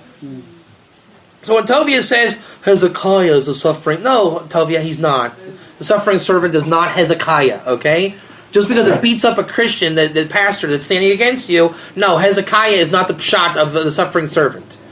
Who is a suffering servant? You can say Rashi says it's Israel. That's a very lukewarm answer. We'll accept that though. Right? But who is it?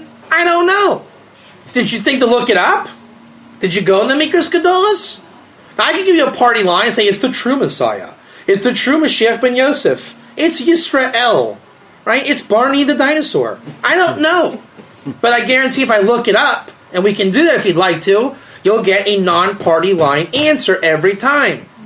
So we can either make up answers, give party line, give a watered-down answer, or corrupt it, or try to apologize for it.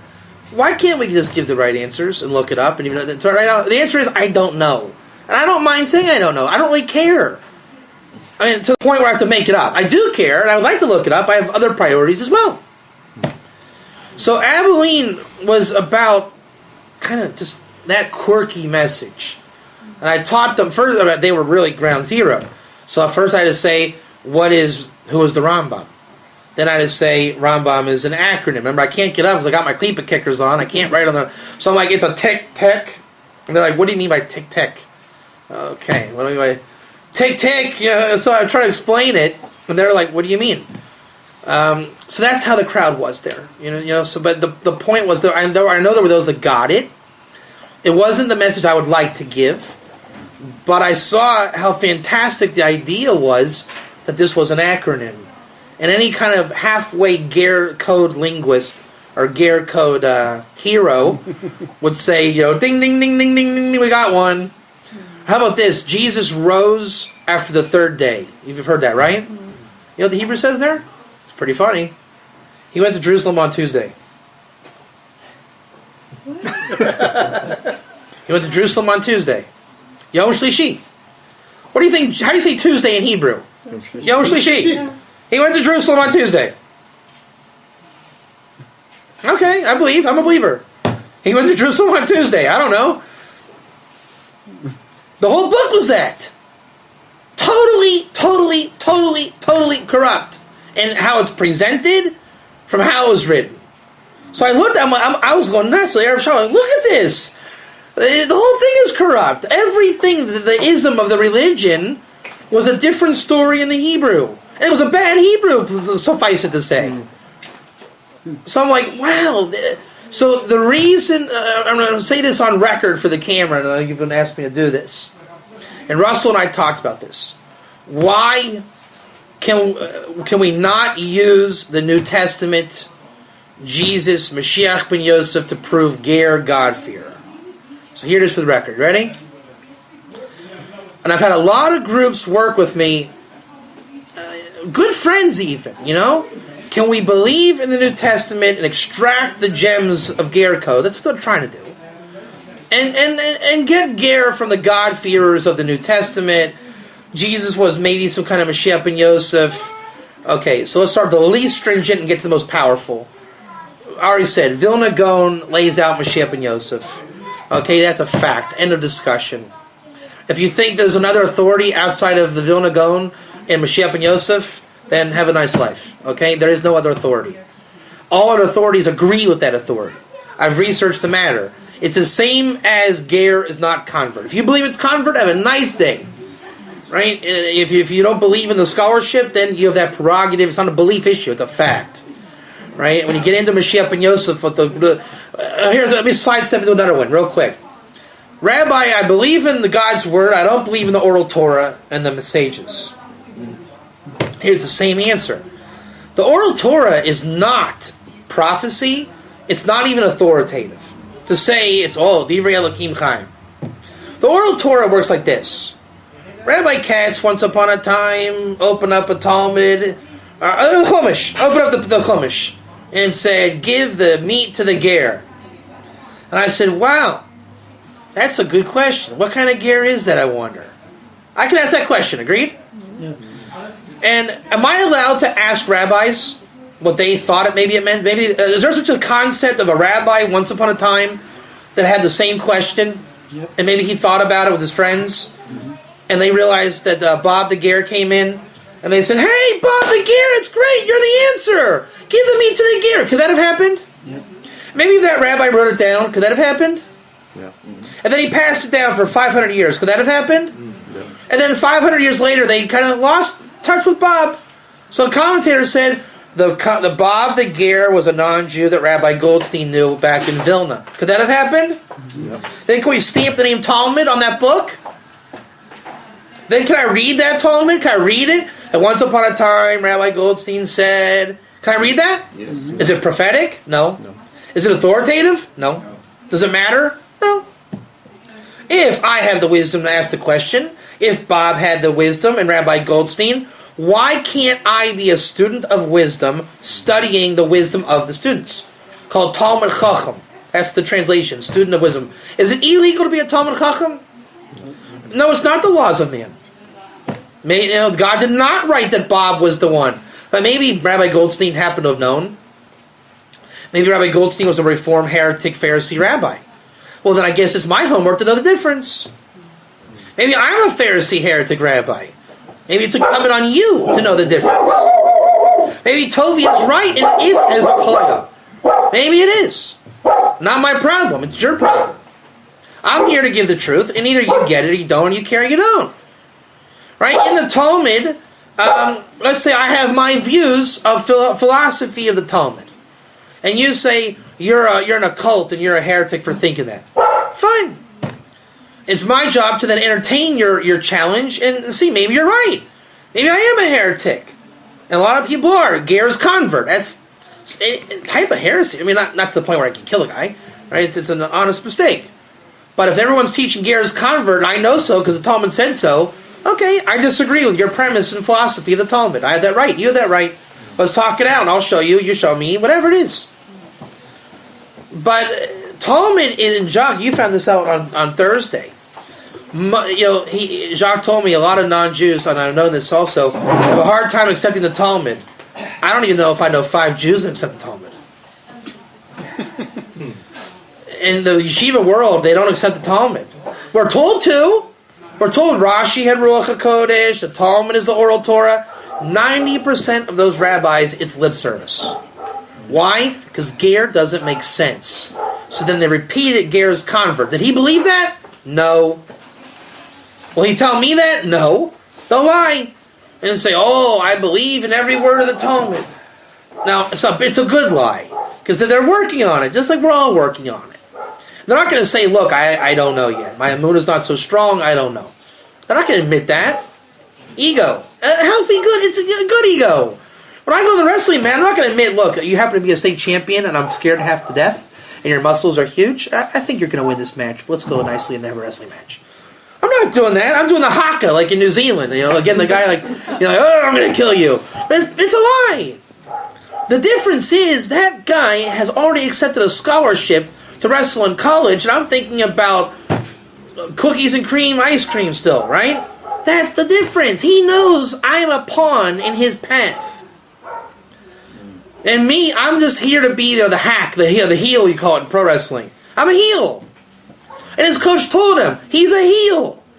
This kid is nothing. And if they want to really psych him out, well, coach, how do you know? His last name is Katz, and he's a Jew wrestling on Saturday. In 3 years, he's going to do tshuva, go to yeshiva, or it's illegal to wrestle on Saturday. He does not have plans to wrestle in college. Trust me. Go out there and kill a guy. And then I learned 20 years later, man, I was an idiot. I was the one that was, because I come from a culture where you're not allowed to wrestle on Saturday. This kid's culture was, he wears a shirt that says, Jesus trained. Right? I'm dying of blood and sweat for the sacrifice. I didn't know what sacrifice meant. Never heard of it. But that's you see the ratio. These kids are trained, give your blood and sweat on the mat in sacrifice. A Jew has never heard those words put together in his life. When the kid won, he says, thank God. He was talking about Jesus. I was saying, is there such a God? Just God. I don't know. I wouldn't even thought to thank God after a match. Not only did he thank God, he was thanking Jesus. And I thought he was like in a bar mitzvah class with me. So you see, it's like that. In the Talmud world, it's the rabbis are not evil for not getting this. They're the heel, and the heel by definition, I look like a really tough wrestler. I dress the part.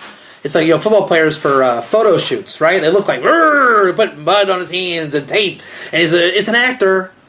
He's an actor. A lot of rabbis are actors. They're paid actors. But it's not a negative. Not everybody's the Vilna Gaon. Okay? A street cop is not a real cop. It's not Nick Nolte in 48 hours, is it? Right? We all wanted to be Nick Nolte, didn't we? Right? At the end of the day, 90% of cops are the street cop giving a parking ticket. Right? He wants to be Nick Nolte too. Should we crusade on the guy? You're a lowlife because you're not Nick Nolte? What can you do? Everybody wants to be Nick Nolte.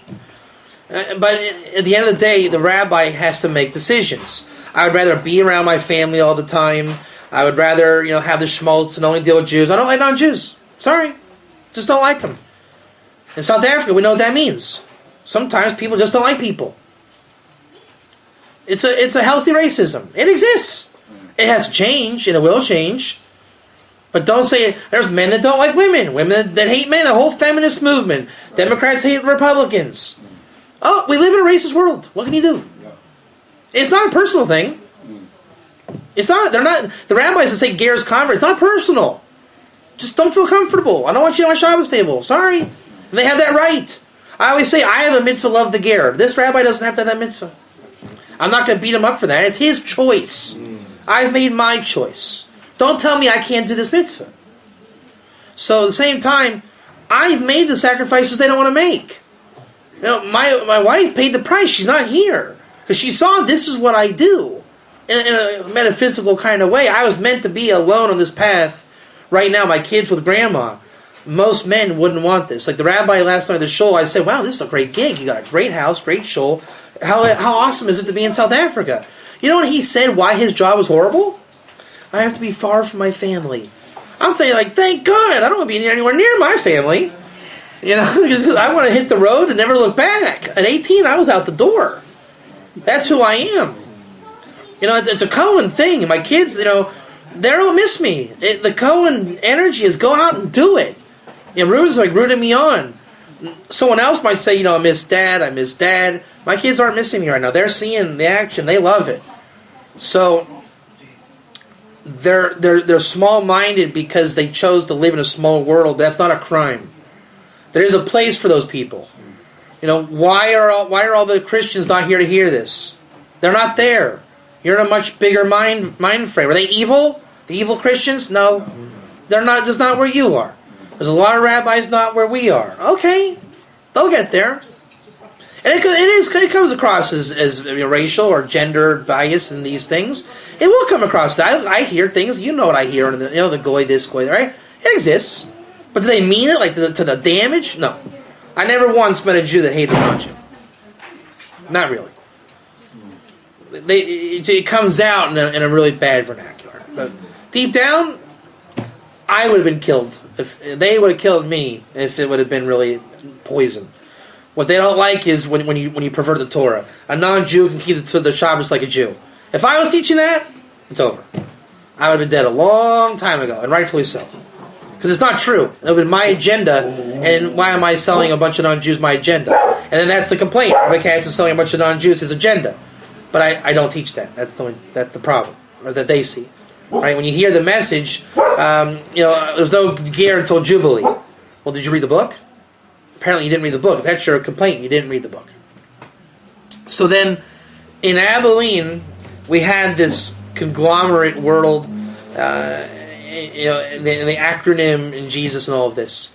So again, I deal with that. Even like the rabbis, right? I play the Jew to the rabbi of the goyim or the convert ger, right? You entertain it.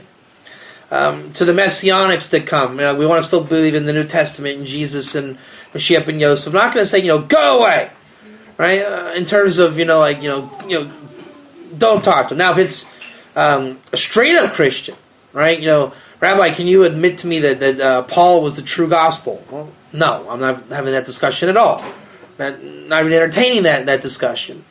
The Jew that says, I don't think Goyim have any place at all here. Okay, then go away. Have a nice life. You are one of the racist people at that level. That's very rare. When it comes close to home, though, there's a guy in India named Gotti. Nice guy, sweet guy. Really, me and Russell loved him. He was a cool dude. He really wants Ger. He believes in Ger. He knows Ger. But he has, in India, there's 1 billion people, literally, and he has I think 1 million followers. But we're talking church people on the fringe. For them to get 1 million followers, it's halfway of a real number. Justin Bieber has 1 million Twitter followers. It's not totally real, So I wish Gotti would have got it. I really, really wanted to work with Gotti because his heart was there. He loved the Torah Hashem. In the end, we cut him off. I hope Gotti gets the message. We had to cut him off. We went on his website. It was just filled too much with Jesus, the New Testament, and Ephraimites. We told him, remove this, remove that, remove this. My name can't be attached to that. Once it's there, I'm dead. Right? That's why I'm a stickler. I told the guy yesterday, I said, I don't have the luxury of going left and right with this. I have to stick straight. Which is another reason why the support is such a big deal, because we don't have gifts. We don't have luxuries that other people have. Right? If I were to be a little dodgy, I could sell this book in the Messianic world and just add a couple little yeah, New Testament worthy, everybody. It would fly. I can't do that. I can't. And what the magic of the book was, we still kept it non-offensive. Right? That's the brilliance of the book. It remained non-offensive and not limiting. It just doesn't grab your shtusim to come inside. So there's very little to grab onto. If you don't get into World of the Ger, it's not for you. I mean, the title, just if Ger doesn't get you, read another book. And I'm prepared to take that loss. But at the same time, if you get Ger, you got to get people to spread Ger, because we don't have the luxury of the little selling points. If I were to put in the back of the book, even Paul got the Ger message. It would be a big difference. But it's a lie, and it's not true, and it doesn't have any place in this. So, with that said, Gotti wanted to show that the New Testament could be redeemed. It's a Mashiach ben Yosef thing, whatever. I mean, I've seen on Facebook, all right? I've seen the attempt. It's a good attempt in terms of, it's not trying to be like, Paul was a Ger, or sent the Ger message. I mean, it's not overtly, right? But it's not true. And here's why it's not true. Number one, the Vilna Gaon in his Mashiach ben Yosef literature says that there's never been a Mashiach ben Yosef, but there's been aspects. Right? He says that he himself was an aspect. Avraham was an aspect. So can we say Jesus was an aspect in some way? Yeah. I mean, the Gerim are coming out of Christianity. The Gerim are related to Mashiach ben Yosef, so it's not wrong to say, the Rambam even says that Christianity and Islam were created for the world to get God. It was a preparation for that. But I've learned in Pardes learning, Pshat Remez Druso, the inner workings of Torah, cup, kos, in Hebrew is the Gematria Elohim. God is in a cup. Are you really going to sell that? Really? So your Torah is as strong or weak as you make it. My job is to not give a watered down message. You can give any message. Okay, David, the Gematria David is 24. There's 24 books in the Tanakh. I'm like the Tanakh. Okay, I'm sure you can make a case. Wow, Rabbi Katz is very Tanakh knowledgeable. It's not wrong, but you saw Jacques' name. I didn't say, Jacques, a nice guy. Jacob was a heck of a guy. Small coat. Jacques, he has the wisdom to dress nicely. Not a nice guy. You're a nice guy. And then, you see, that's what people sell today. It's like, nice guy, and now it's worth $20. The point is to really give that, remember I used the word product. Give the product. Done, complete, God-given. To say Jesus is any way, shape, or form connected to Mashiach and Yosef is a very bad product. I remember I call it the crappy Kabbalah. It's a crappy Kabbalah product. Right? You are a nice guy. But I would never say, what do you think of Jacques? Oh, he's a nice guy. Okay. We know that 2,000 years ago was a Ger movement gone bad. Okay? Why focus on it? Number one. It's in principle. Number two, we all know historical Jesus is as difficult as anything. Was he real? Did he exist? Was he a rabbi? Was he a Jew? Okay. And those are just supports to what I'm about to say. The bottom line is that New Testament that I read in Hebrew, how many changes has it? This is what Russell might realize is like the message here. How many changes was made to that text? Can you rely on anything in that text? No. I'm saying Jesus was an acronym. I'm questioning if John the Baptist was just in the Kabbalah Zeranpin. It had nothing to do with Jesus. Right? Son of God is what Zeranpin translates to in Kabbalah. The masculine figure, the female figure. Rav Ginsburg in his book of Kabbalah for the Nations literally translates Zeranpin, the Kabbalah, the masculine, as the Son of God. I think that's a manipulative thing that he did. I would never do that. I don't agree with it. But he did it. It's not wrong. I just would rather call it the masculine image rather than the Son of God. It's kind of dodgy, right? Then he calls the female the daughter. I mean, you still don't do it. You know what you're doing when you do it. Kabbalah existed before Christianity. The Rechabites, the famous Ger, ancient Ger, it's actually an interesting story. They were like the fathers of the terminology of Kabbalah. And so by the time of the Second Temple, when, I don't know if it was Gnosticism, I don't know how it was, but the Christian Kabbalah mindset, the Second Temple is kind of funny in that regard. They started to take Kabbalah, deify it not in the deity, in the concepts themselves, right? It was like, let's make this up, right? A notebook is a mazel manifestation of Zeranpin. It's not, but let's pretend it is. Okay? So now, I am writing in Zeranpin. So basically, I am God writing in a new book.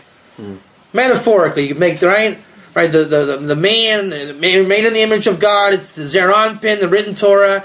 I am writing Torah. I mean, you see. But that's the danger of taking metaphor to that powerful place. So, from the research I've done in the Second Temple, they didn't pray to Zeranpin. They acknowledged the revelation of Zeranpin. So, if the bounty is coming to this world, and I say, name of God, Yud Hey Vav Hey Zeranpin, please give me Shefa. Technically, I didn't do Avodah Zarah right now, but look how close that is. That's why Judaism is the real thing. Hashem Hu Elohim. God gives you the Shefa. There's no Kabbalah interface. It's me and God, and even I am an illusion. Stop with the interface. The Kuti, the Samaritans. It's written about in all the scripture, Mikros Kedolos. Not one idolater ever didn't believe in God. Every Christian on the planet believes in God. The Jews don't know that, but they do. What they mistake in is in the Zeranpin interface. The mediator, the revelation of Yud Hey Vav Hey, becomes the domain. The trick is to not transfer domain. You have to get from God. Now, that's a challenge. You're right, it is a challenge. In Judaism, we have been given gifts of keeping the challenge alive. The non-Jew says it's too hard. I'm going to just go with the new vernacular. So it's too hard to connect to Zeir Anpin. I'm not that good at Kabbalah. Can we just call it Jesus? That way I can pray to Jesus. I get it. And it's like the same thing. That's called crappy Kabbalah. Don't go there. The Jew says, I don't believe in God, but I'll say Mazel Tov. Mazel Tov is like an encapsulation of the true way. Now it's become empty and useless, and the horrible people say Mazel Tov, but it kept it alive. So that one day you can understand what Mazel Tov means. So you can call the Jew a hypocrite, but he kept it alive. You can call the non-Jew an idolater, but really he's kind of not a hypocrite. He does know what he's doing. He just kind of sold out where he shouldn't. So each one has a strength and a weakness. The trick is to not fall victim to shoddy Kabbalah. Ger's convert, shoddy Kabbalah. I don't know, maybe it's not a Kabbalah proper, but you hear it. Hezekiah is not the suffering servant. Stop doing that. They'll say, well, what does it mean, Rabbi Katz? I don't know. Right? Send me an email. I'll keep it in my files, and God willing, I'll look it up.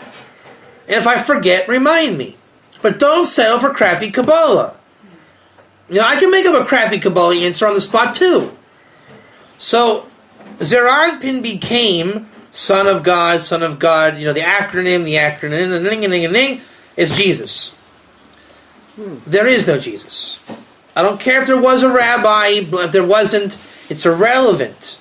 What you're calling Jesus, Son of God, Messiah, there's so many changes that were made from whatever happened 2,000 years ago, whatever it was, to now, it's already not it. So, I would recommend darshaning Star Wars before this, because you could probably get more out of George Lucas than the acronym of... I will second you. So, as the thing is the... What's that? That's the force. So when I saw the acronym, if you already say it's a name, you're wrong. It doesn't say it. The problem with Ger code is you don't understand a word of it. So when I saw the Ger code in Matthew, I'm saying, wow, horrible Hebrew, thank God. It's already more ridiculous of a claim than I thought. I thought we had to find out who's the historical, in the back of my mind. We don't even have to go there. Just call it an acronym and call it a day. If you're already not on the level of calling it an acronym, you have nothing to play with. Well, what is true in the New Testament, and this is not my knowledge, this is from I get from people like Russell and everybody, is I guess there was a God-fearer, is this correct? There were God-fearers. And the God-fearers apparently were Gerim. And we know, actually I dated a girl once who was a Second Temple expert, PhD. And when I told her about my Ger work, she said, she is actually the one that told me there were God-fearers in the Second Temple. Apparently they were everywhere. And then the Hanukkah story was a lot of the God-fearers.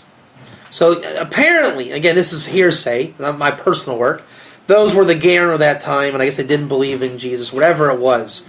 So the New Testament is Ger worthy in its historical place, in the time it was in, but we know that. We know that the people involved were a Ger issue and taking on more mitzvahs in 613.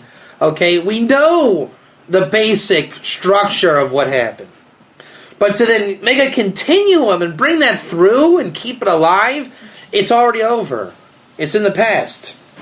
We don't look at the first temple in Judaism as an example. We should be like Solomon. That's also a cult. And there's all kind of cults built on that. We are looking at Ezekiel's temple and nothing short of that. The Ger has never happened. That's why you don't see it written, oh yeah, da-da-da-da-da. It's happened in kind of... like the Rashba was looking in the future. When he wrote, Lit Gayer is this or that, he did you a favor. He wrote about it when he never saw Ger. And he gave us a tzedakah for the future. Ezekiel, a prophecy of the third temple, is a gift and tzedakah for the future. The Lubavitcher Rebbe said to himself, I'm going to die in 1994 and I'm launching a movement that I'll never see it. The early Zionists built the land of Israel. They never once walked on Jaffa Street, as it is. They gave their lives for something, but for them it was a brilliant cause. They saw it. We might not see Mashiach. Keep that in mind. But we know it enough that it's real here. We can pass it forward. That is passed forward. The New Testament wasn't that. Every pope that changed it, was that really his mentality? Really? To preserve that? No. No one in the right mind would say every pope maintained the Ger code. They didn't. They didn't. There's something called Mashiach Lefi Tumo, which is actually the same letters. How do you spell Mashiach? Mem, Shin, Yud, Chet. If you change the dot to a sin, it's called a Mashiach, which means speaking, speaker. There's something called Mashiach Lefi Tumo. Here's an example of Mashiach Lefi Tumo. If I ask one of you guys for a cup of coffee, right? Let's pretend your house, Jacques. Whoever it was, you got me coffee last night. Remember? You did Mashiach Lefi Tumo. Tell the group. Remember I asked you for coffee? Yeah. Did I drink it? Yes. Was it then kosher? Yeah. How do I trust you? How do I know you just botched it bad and got me a drink treif coffee? What did you tell me to put me at ease? Can't exactly know, but You said, this is the coffee we give Brian. Yeah. That's called Mashiach Lefi Tumo. He didn't know enough to make a dodgy statement. It just came out. He didn't plan, I'm going to trick him by. He said, Brian drinks it. I can rely on that. It's halakha lamaisa. I can take that to the bank of spirituality. 100% that coffee's kosher. He got tricked. God tricked him. He said exactly the permission slip that he needed to say. He didn't say, Jacques told me what to buy at the store. Okay, now I gotta go to my Jacques, what do you buy at the store? He said, Brian drinks it. If I have a meat factory and non-Jews work there, and Bob the non-Jew brought a strawberry milkshake to work, I'm thinking, me, and he trafed it up. I say, Bob, how's the milkshake? Oh, Rabbi Katz, it's really good. Great. Did you get the meat this morning when you were drinking your shake? No, the coolers were locked and I forgot my key at home. Is the food tray for kosher? Kosher. He didn't have access to take it in the cooler. Yeah. Now, he could not have lied because he didn't know where I'm going. So Mashiach Lefi Tumo is how you know when it's true. Right? The Pope had no reason to make it true. There was nothing supporting 2,000 years of furthering Ger code. It was antithetical to that. They wanted to take Ger and call it Christianity. It was the opposite. So you can know that it's not a true tradition of keeping Ger alive. Yeah, it looks Ger. Yeah, Jesus looks like he's Jesus ben Yosef, right? His father was Joseph. How hard is that to say? Oh, he must be Mashiach ben duh. Based on, it's like, some things just look like what it is. That doesn't make it true. My grandparents, my mother told me this, it starts to be funny, their names were Mary and Joseph. I said to my mother, are you serious? Google's a wonderful proof of this. I guarantee you, if you were to look on Google, David Katz, Cape Town, non-Jew or Gentile, right? Somebody's profile would come up just like mine. Or you're looking for Bob Jones of Anchorage, Alaska, who deals with Exxon Oil. I need him for a business contact. You're going to get 3 guys. Like, really? They're all from... How's that possible? So Mazel makes it that you can never know. To where the obvious is an obvious answer. The biggest culprit of this is the book of Chronicles. Why does nobody understand Chronicles? Because it's all like people have the same name. There's 3 Calebs, there's 4 Yoshiyahus, right? And so the reason why no one gets it is because the names are, no, this is not actually Yoshiyahu, this is actually Moshe, and they called him Yoshiyahu because he was Yesh and Yahu. So you can't take the obvious literal and expect it to work out. This is what James Gosnell and I call, you got to go to calculus. So let's go ahead and hit up the covenant. I'm going to let you introduce this, Jacques, since you're keen. I want this to be a discussion. This is not a monologue, this one. All right? By definition, it's not a Jewish thing, right? It's an us thing. So I turn to Jacques, and I will definitely jump in and do my part. I want you to jump in and do your part. And the goal is we're going to talk about the covenant and see where that goes. Think of Mishlei Tuesday night. Means by definition, we don't know where it's going to go. All right, it's embrace the fog. That's where we're at. There's a lot of fog. Let's do it. Let's let it be foggy. We're going to come out on the other side as heroes. We don't know what it's going to look like, and who cares? It'll happen. Trust God. This is called, in the back of your minds, keep in mind, this is the Batachon class. If I'm right in how the Torah works, we will end this session having a clarity of the covenant. Say amen. We all agree? Amen. And we don't know how we're getting there, right? We all know we have no clue what we're doing. Yes. We have no idea where we're going, who's going to talk. I have certainly nothing prepared. Right? I have no idea where this is going. And we know with Amunah Shlema, there's your Amunah stuff, we will come out on the other side having learned something very profound of the covenant. Now it's like a wrestling match. One of the famous quotes I love is that when you get on the mat, you don't know what's going to happen. That's why I was a bad wrestler, because I used to think I knew what was going to happen. The real wrestler doesn't care and doesn't know what's going to happen. You let it happen, right? So there's just one quick introduction. One of my favorite movie quotes of all time was in a wrestling movie called Vision Quest, and it's like a wrestler's movie, but it's a great movie. Matthew Modine is in it. It's a great movie, and he's a waiter in a restaurant and in a hotel, and he's a wrestler, and the guy is the cook. It's just the kid and the old man and the cook and the waiter. And he goes to his friend's house, the cook, and he says, "Hey, for my big match tonight." And he's getting his tie ready. He's ready. And he says, "Why are you coming to see me wrestle? You're losing money for work." He says, "Kid, you think I'd have missed this for anything?" He says, "Let me tell you a little story. Like in 1974, I went to see a soccer match. And I saw a guy kick a soccer ball upside down and backwards." And so it's one of those real powerful messages. And he says, "Elmo, it's just 6 minutes of wrestling." He says, it's not 6 minutes. It's what happens in those 6 minutes. And that's really a powerful message. Right? We're entering something right now. It's what happens in this time. We're setting a parameter of a table. And we're saying, God, this one's for you. We don't want to know what's going to happen. You do it. So we're entering the arena. It's not about what we say, it's what happens inside of what we say. So let's test it. If there's a God, and there is Shefa, and there is Torah, and there is if there is a covenant between Jews and non-Jews, let's see. If it's real, it'll happen. If it's not real, it won't happen. So let's see. Go ahead. Right. Okay, let me try. I've tried to verbalize this or put words to it, but it doesn't always come out right. Over the last 2, 3, 4 weeks, it was really the covenant that was on my mind.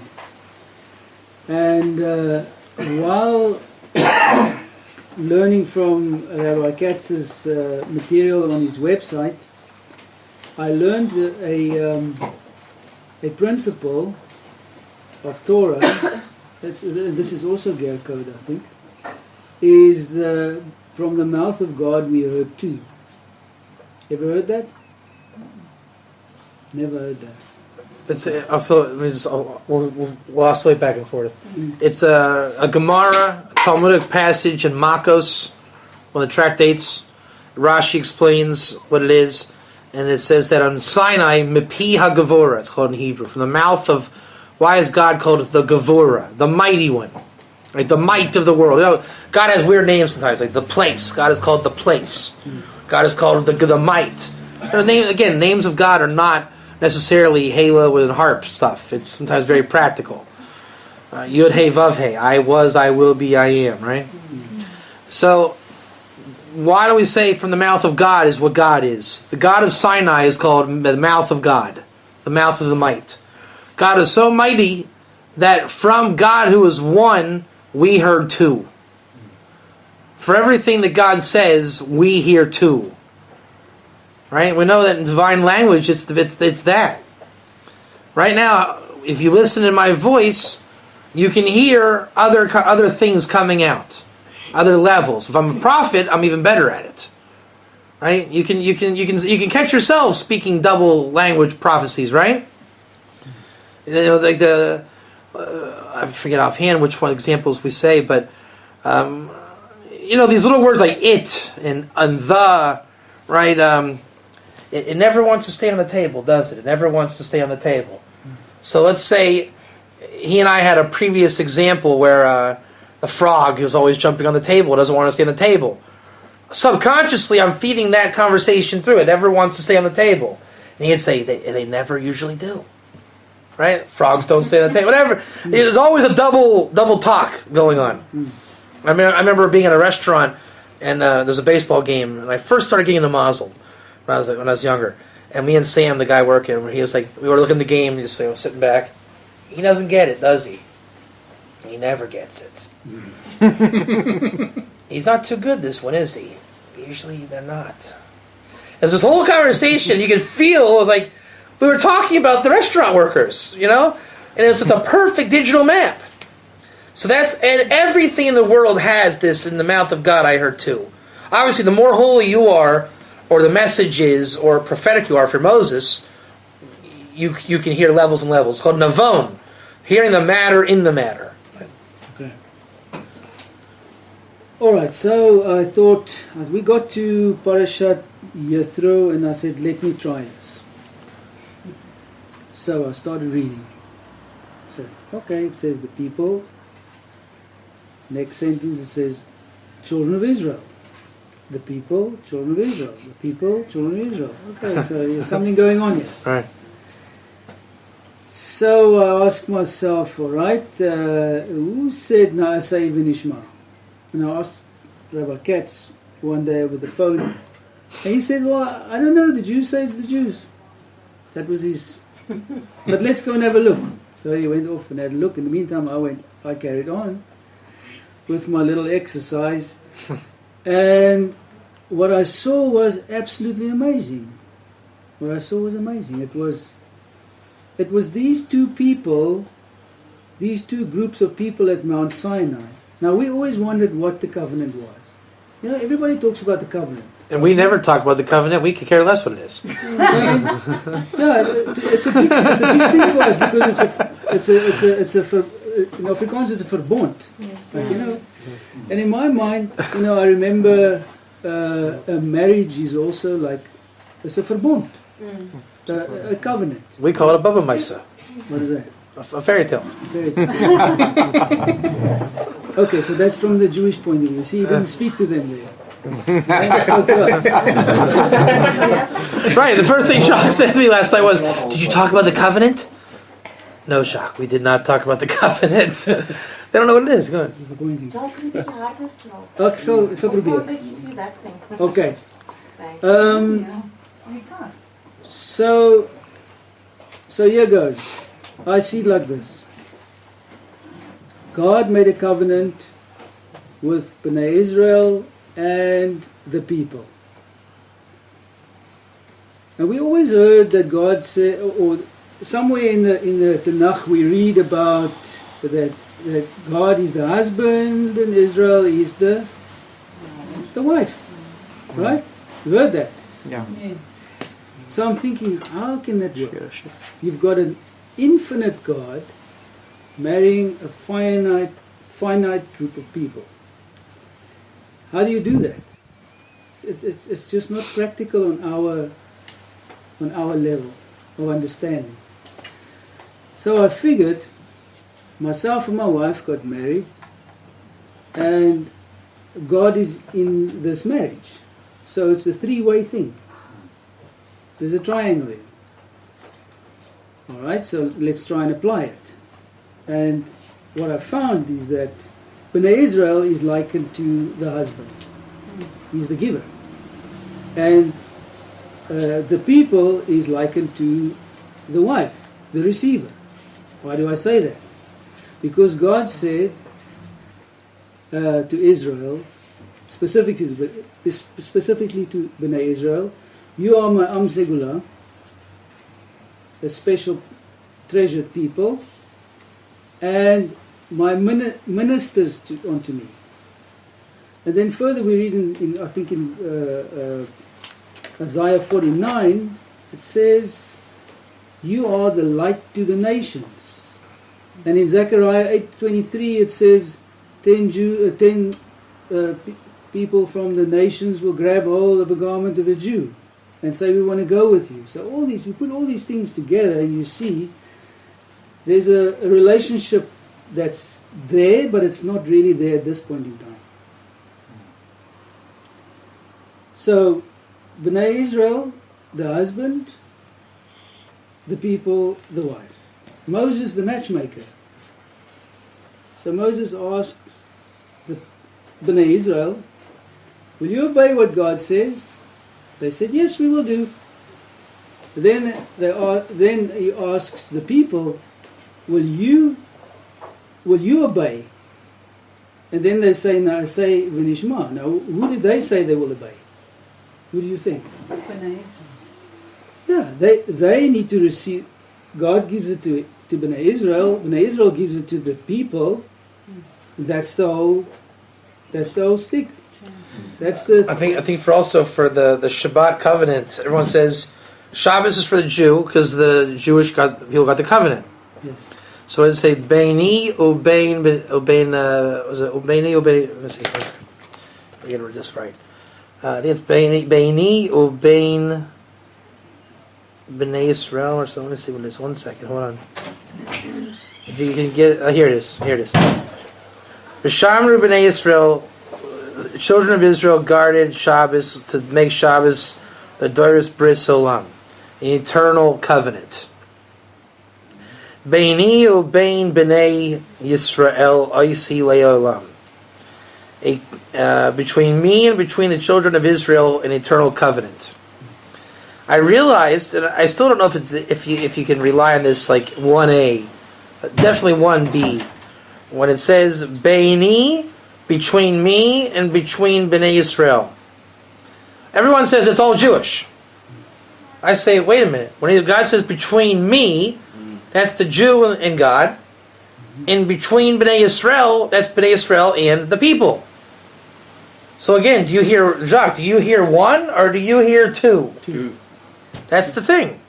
Every time, do you hear one or do you hear two? I'm Jewish, I hear one. It's all me. I'm only here. Between me, between God. Let's redundant that way. Again, I'm not going to lay my lifeline down yet on this part. Because even though I'm not convinced on this Shabbos covenant, to the point I would say, I would teach this to the Weinberg at the shul, right? But derech drasha, by like allegoric, absolutely. Between me and between the children of Israel. That's a run-on sentence. Me. It's at least more interesting to say that there's chachma here. Between me, Jew and God, and between Israel, all four houses. Now that's a more practical application. My thing is I'd like to find its source. I'd like to find more. I should just look up the statement, the verse in the Torah, right? Then we can get it for sure. Because I don't just fly with it because it feels right, sounds right. But we can see it's certainly more fulfilling than to say everything is one. Here we go. Okay. So now my question is for you guys, all right? Remember that we're focusing on articulation. We know the covenant. And the proof is the Jews know the covenant too. The point is if you don't articulate it, I don't hear it and know what you're talking about. It's like for Chaim helping me write the book, he knew I had this in my head. His job was to get it out of my head. Mm-hmm. If he doesn't ask the right question, I'm not saying it. I don't know what he wants. So, if you're going to get the covenant out of the Jew, for some reason that you think it's important, for sake of embracing the fog, I'm going to keep it foggy until the end, right? Yeah. Why are you people believers of God? Why are you the God-fearers, the true believers? I would assume you don't believe in God. Why? Because you're just like me, which is a problem, because I was told you're not like me. So that's already cognitive dissonance. But I think that you're like me. I don't believe in God. I don't believe in God. Every Jew goes through that. They don't believe in God. I mean, I'm telling you a fact. I was an atheist at one point in my life, and I need you to ask me the question, because the famous cliche is, the God that I don't reject, you don't believe in either. Right? What is God in my life, I didn't know that was God. God is a man with a beard and a harp. And so I rejected that at like 5 years old. And I said this, now my God, looking back in my life, I was very upset at God in life, because I'm saying, God is awesome, and I don't see God, so there's no God, that I think there is a God, and I'm very hurt by that. Now, I grew up in Dayton, Ohio, so God was a man and a practical thing, and I didn't buy it. My hero was Indiana Jones and the Last Crusade. Right, and we all saw that movie. It's like, wow, if that was what it is, that was my God. We felt the Shekhinah there, right? When like the wind came through, like you said, they really mastered it in that movie. You sensed there was a spirit there that wasn't human, but you didn't see it, right? Was that not God? I mean, as best as Hollywood could do, there was a spirit there. It was not a man. No, that was not a man doing that, and it was powerful. And Indiana Jones, he walked the penitent path, as he said. That's what I want. After I saw that, I was ruined. Anything short of that, I'm just not interested. I'm really not interested. So I believed in God, did I not? I believed in God. But you're telling me that doesn't exist. My 3rd grade teacher, 4th grade teacher, that's just Hollywood, David. Okay, good, so I don't believe in God then. If you're saying that doesn't exist, I don't want it. I don't want it. If it's not that, I'm not interested. No one told me to get that God, you have to be 30 years old or higher. Because it was Hollywood, right? The Gear is Bible in motion. I'm living with that God all the time now. No one told me, relax, man. You got 30 years, be a kid, be an idiot. At 30, you'll see God. I want God at like 10. 11, 12, bar mitzvah. I don't want to feel like a total hypocrite at my bar mitzvah, inviting my non-Jewish friends to come to my Jewish party that I don't believe in, so I get $1,000 to blow on some kind of stupid, right? That's all it was. Where was the old man in my life to say, relax, at 30 you'll get it? And I'm saying to my mom now, my uncles and everything, why weren't you telling me what God is? And they don't realize that it's God. I recognize the God of my mother. She doesn't know that's God. I do people's names, I have to let them know where God is in that. The surprise is we don't know how to articulate God. So we don't believe in God. But we do. But we can't, the emunah is we cannot articulate it. So the covenant you seek, you need to get us to talk about it. You need to get the articulation. So now, Jesus is a problem, isn't it? It's just a waste of time. I got told Russell, how do you ruin not Christian, but a Gear in Christianity? Give him apocalyptic literature. Is that not how you kill a Christian? Right? Let their heads swim in apocalyptic literature. That's the Yetzer Hara of a Gear. The Gear wants the truth of that. So how do you waste his time? I was like, put a Reuven in a candy store. It's a waste. He wants nothing but things to ruin his life. If it's a toy, I want it. But there is kosher toys, like healthy toys, so to speak. So, Jesus is the stumbling block for the Gear. Not hanging out with Gear is the stumbling block for the Jew.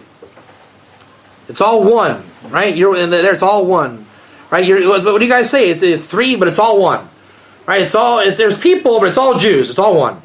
When we mesh, I lose my shtusim, you lose your shtusim, then we can talk the covenant.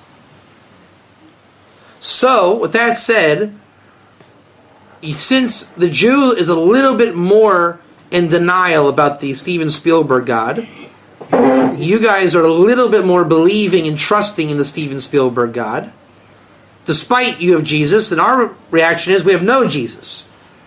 Which in the end, we are totally subordinate to Jesus, so punch in, punch out mentality. And you guys are actually willing to throw away Jesus any moment. The Gear is always one step away, really. Like we saw with Tovia, the pastor's like, all right, look, I'll give you Jesus, just give me the covenant. And it's like they go that far.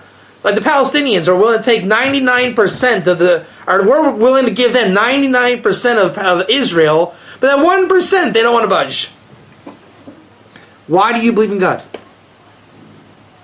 Describe it. There has to be a purpose to this life. So it's existential.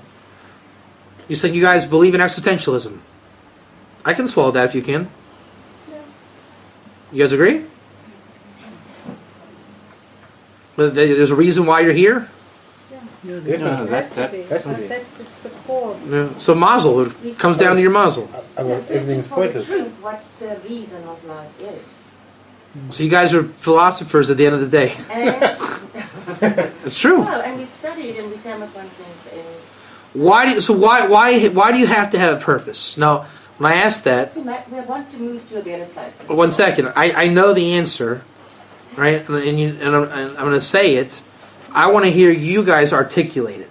Why do you have to have purpose in your life? Why can't you just live your life empty? What makes you so sure you have purpose? Because your parents told you so. Because God created Your everything. soul actually cries out for it. Exactly. How do you live it? How does it materialize? We are souls and spirits. Yes, that's Your soul cries out. Yes, your You know, God you and know Hashem there's a your God. soul. It's in here. that is there. And you see it in your children. That which you said now about being a 10-year-old and not Yeah. knowing God. I've seen it in Mila and Riven, my two. They say it. They see it. So you they see the feel problem. it. I have a culture to say mazel tov and you don't. If you guys just knew mazel as a vernacular, you would be rescued. Right? It's mazel. You guys are witnessing mazel. That's what you're seeing. This person was brought in my life and I went there and you're saying, wow, what does that mean? What is it about? Right, the movie Joe Dirt. You ever seen the movie Joe Dirt? It's a comedy. He's like, it's a joke, but it's not a joke. But it is a joke, but it's not. He's like, if I look up at the moon, where you look at the same moon I am, like that's like the cliche of Hollywood, right?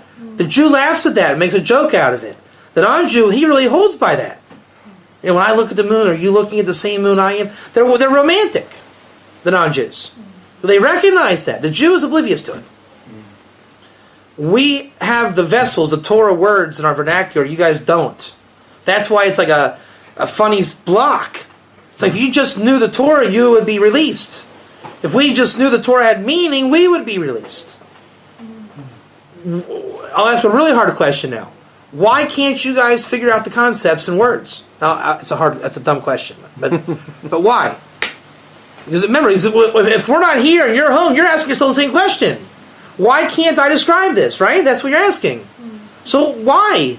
What is holding you back? I know the answer is you don't have the words and concepts of Torah, but so what? So what? So you have to make it up then. Exactly, and she doesn't want to go over the top and make up words, right? That's the thing. None of you do. You don't want to put yourself out there and say, I look like an idiot if I make up a word or concept. The chiddush is when the ger does that, the Jew hears it. That's the problem. I have to hear you stumble and fumble and make up words for me to say, oh, you mean mazel? But you're embarrassed to go there. Rightly so. It's true. Very true. And it comes from history with We JC started creating a new movement. you That's go it. you go and you go one way and you find out, hey, How do I know this was all wrong. How do I know a real ger when I meet one? I would like to know. Yeah? Because they speak the lingo. They know it internally and they have gotten over the fear and they let it out. That's how I know it's a real ger. When I hear, well, Rabbi, I got the seat on my belt loop. All right, work on it, right? When I hear straight spirituality coming back, that's a ger. There's no guard up. It's just guard down. When I first met you, you spoke the lingo to me. That's why I didn't give you any shtick. Also you. Right? You spoke it straight to me. Half you guys didn't speak to me, so I can't say for you. So no. But Russell, you spoke straight to me. You had no fears. And you went on Facebook, you told the whole world about the ger code. And you see, you battled some serious guys. Saruk is a guy who can give it to you. You gave it back. The other thing is, I think us as Christians, we were like the female side of it, you know. The Jews, I see it more as a triangle. You know, they're on the ground. Yeah, right. Built up, they've got the building blocks. Right. And we made it all spiritual with the female side. That's right. And now we want to go back and we... Right. And James told me that is the number one fear the Ger has. He doesn't want to sound like a Christian again. 100% that is true. We've got a t-shirts. That's it. I've been there. That's it. This is called the Noga. We made a mistake, and now we're going to go back to the basics. And God is so poignant that He makes you go back into Ger through the excitement you had when you first found Jesus. Isn't that insane? Yeah. Right? And for me as the Baal Tshuva, I have to go back to the crazy Baal Tshuva, David Katz, to get Ger. Right? We all make mistakes when we do Tshuva. Like, when I was doing Tshuva, I was like, yes, God is real. Right? And like now I gotta go back in that mentality with maturity and intellect and groundedness to say I got Ger. Without sounding like a ridiculous Baal Tshuva again. I told you, that was my Yitzer Hara on Shabbos. I don't want to be grilled again for being young David Katz, fiery Baal Tshuva. It was very painful. Now, growing pains, being in junior high was also very painful. Right? Braces and everything else. Okay, it was not pleasant. But it was not comfort. I was seeing the Jews yesterday. It's like, it was PTSD. I don't want to go there again. And I've heard enough stories. You guys don't want to go there again. And that's where God is the name of Elohim. It's Din. He makes you deal with your demons. Right? You can be married. If you get divorced, guess what you're doing? You're dealing with your ex-wife tomorrow.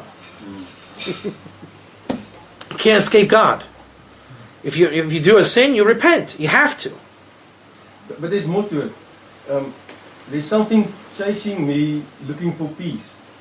And from my history as Afrikaner, Boesian from Transvaal, I've been told you ask the Jew nothing. Okay. If I read the Old Testament or Tanakh, that actually tells me you haven't got a choice to get peace. You have to go and ask Him. So explain this more about the peace thing. Coming from the inner peace, rest, sitting on your stoop, having a cup of coffee, say, conscience. I can see Father's hand in nature. There is peace. Even if it's not raining, there's peace. Nothing in the veld complains. So again, I'll ask the ridiculously hard question, and it doesn't have to be an answer. Why can't you say that to people? Why can't you say it? We can say it. No, but we don't hear it. Because we're not people that want to listen. They don't want to listen That's to the us. issue. That's the issue. That's right. And via... Right, and Ger is where we start to listen. I mean, that's how all my stuff comes from listening. When Jock and I talk and Russell, it's just a listening session. And it's not a lip service. I know that if I listen to Jock, I'm going to get a revelation. It's not like, wait, one second. It's not like, oh, Jock, you're a nice guy, I'm going to listen. And that's not it. Ger is where you really listen because it's really coming out. I live in Revelation 24/7 because these guys. So I know what you're saying. If there's someone there to listen, you'll get the revelation. So Rabbi, you've got a choice. Either you stay or we hijack you, taking you back to Calvinia. Either you come to South Africa now. I've already explained my position of this. We have to support Ger. No, honestly, I hope I come back a lot. I'm serious. Texas is like a home. This is home. There's a Norway, guys. I want to get to Norway. God willing, this is my job. If I can do this for the rest of my life, then I know. I'll say it. Then I know I have a place in the covenant. How do you like that? Yeah, if you want to give me my place in the covenant, because it's a marriage, I can't. By what you say, I can't just declare it. It has to be together. Well, that means I have to be a kingdom of the kingdom of priests, right? And a light to nations. Well, if I'm not doing it, then how am I? So if I trust God first, that I am of the kingdom of priests, light to nations, and I am in the covenant, then I better be administering the light to people. So either I'm going to do it or not. I'm tired of wondering about my fate just as much as you're wondering about yours. Either we establish the covenant or we don't. You sound like my wife now. Bring me one step closer. I had experience that I listen. The problem was, it's not people around us that we can grab and say, listen, I want to speak to you. No, I'm sitting at George. When I speak to there's not a rabbi. And I know it's on the internet. There's no community who you talk to. Right. She's gone. And So how come in the church you guys couldn't band together and break out 500 years ago and say, let's talk about Job and existentialism? What happened? What was the clipper that kept everyone down? Everybody was happy then. we was, Huh? Everybody was happy then. Nobody complained. No, we did. We weren't happy. No, he said 500 years ago. 500 years ago. What was... We don't know really. We don't know. 500 years ago, those who spoke up and were uncomfortable were killed. Yeah, they They were. were eliminated. Yeah. Peace had to be established by the party ruling the world. Right, So right. the easy way out is they hanging up on the So we weren't given the chance until now, you're saying? And you also The know chance were given, were taken, but those who took the liberty were eliminated. And that Yeah. caused some of, Joan of Arc, she was a gear. yeah, to go down. I think so. Under, You know? disappear. Underground. Just do take it underground. Go underground. Yeah, right. That's it. And we also know the history. We know about Constantine and all of that Right. happened. And we actually Right. Jews made it. So We got the so you're saying when the sunrise. temple came down, it stayed down for a while. No, and we don't want, we don't want the sun god Yeah. no more, and Right. we actually Jewish. Right, but I'm saying when the temple was destroyed, those ashes burned a long time. That's really the... Yeah, we were in the shtetl, we weren't coming out. Even from our point of view, and well, Jonathan also knows. If you leave your family. Right, yeah. Right now, Right. like we're the only people in our Right, family right. that's walking this. I think Jacques the same. Jonathan's That's the much same. of the same thing. Yeah. Well, also like what the rabbi said last night, Nobody listens. he wasn't... Most people are not prepared to come to Africa. Before 100 years ago, I mean, look, you had to take a boat here. I was going to come in 6 months. Now, you know, we're this globalized culture by the grace of God and the internet. I'm here. And you're here. The world has changed. So The let's world's say- changed. Let's say the time is right. And that's the prophetic end. We were told this for 2,000 years. There would be an end where the nations would suddenly get God and want God and this and that. Okay. So then the art scroll says Isaiah 14:1 is a prophecy that isn't there, so there's no such thing as Ger. Really? Seems to me I'm looking at Ger. Am I wrong? They say there'll be explosion of knowledge, and that's happening. That's now. happening. Right. And I always try not to put the cart for the horse. I don't push the Mashiach card because when I see rabbis doing it, that's their kiss of death. All right, just buy my book, The Mashiach's Coming. I mean, it's... Right. There's a hurricane coming. Buy my book, How to Survive a Hurricane. You know, so you see, I don't push that stuff, but it is part of it. It is Mashiach. Thank God, Ger is rich enough in the content. You don't have to rely on the Messiah. All right, you, the people, are as much important as the Messiah. That's the Chiddush of Ger. You are a biblical people coming back into the frame, making me a biblical person now. That's the beauty of Ger. So the Messiah is just one more biblical thing. The cherry on top of a biblical story. Everybody else, they're non-biblical. Like, you know, a Chabadnik doesn't believe he's really part of the Mashiach. He believes his Rabbi is the Mashiach story, and we get the benefit of that. Here, we believe that we are part of the Messianic story. Yep. And that's why Jesus doesn't matter also. Is because it's always like, you know, don't shake your family tree trying to find the Jew. Right? But we're second-class citizens as Ger. No. Then I'll convert. I got to be a Jew, right? My great-grandmother's sister, I think, knew a Jewish guy once. and Tovia told me I should convert. Why is that wrong? Because the Ger that you are, and embracing who you are, is like your existentialism, right? If you matter, then what are you being Jewish for? You're saying you matter, but. No buts. Either you matter or you don't. But the Ger lineage coming through is greater than you can ever imagine. When you study the historical Ger, the Rechabites and all this, Ger is awesome. I don't know how else to put it. You don't need to fabricate that you're a dodgy Jew. Why? You know? If somebody admits that he's either Jew or gay, Right, I mean, is that what the soul Muslim is all about? I mean, a convert is, I'm not joking when I say this. You're going to think I am. A convert loves gefilte fish. Yeah. It's true. The converts in the yeshivas, they love being Jewish. It has nothing to do with God. I'm telling you it doesn't. They love wearing the black and white and the gefilte fish and talking about their Goyish family and now they have Hamishkeit. They love that. I married a Moroccan woman because I hate Ashkenazikite. I like Sephardi. Cooking or? Both. My in-laws think I'm really Sephardi. That's why they give me a hard time. David is Sephardi. No, I'm not really, but they treat me like their own. Better or worse. I really don't connect to Ashkenazi stuff. I just don't. Does that make me less of a Jew? I should be strengthened. I'm Sephardi. I would rather daven Sephardi, be with Sephardim. I really don't have much use for Ashkenazi. I just don't. Some non-Jews have no use for non-Jews. A convert will be here and say, "Oh, get me out of here. It's too not Jewish." Fine. Brian didn't serve gefilte fish. What do you want? They love Judaism, these people. The religion. And that's not a bad thing or good. It's a preference. It's another type of ger. How about that?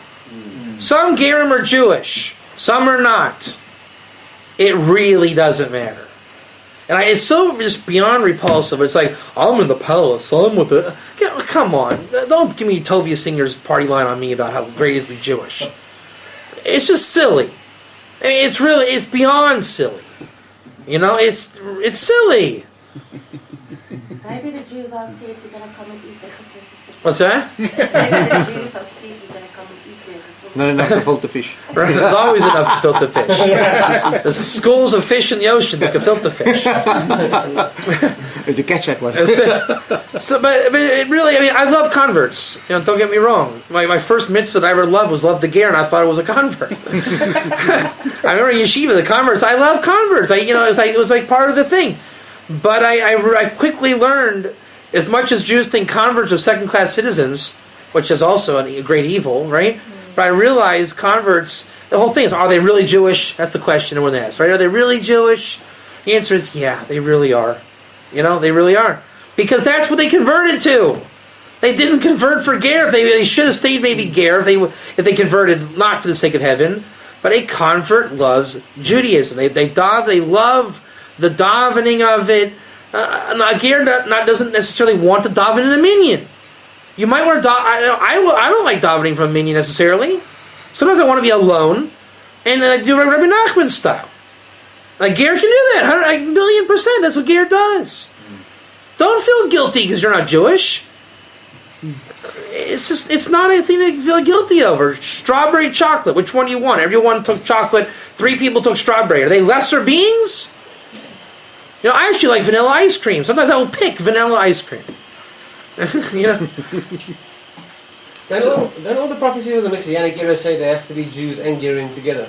Every single one of them is mostly even a ger prophecy, not even Jewish.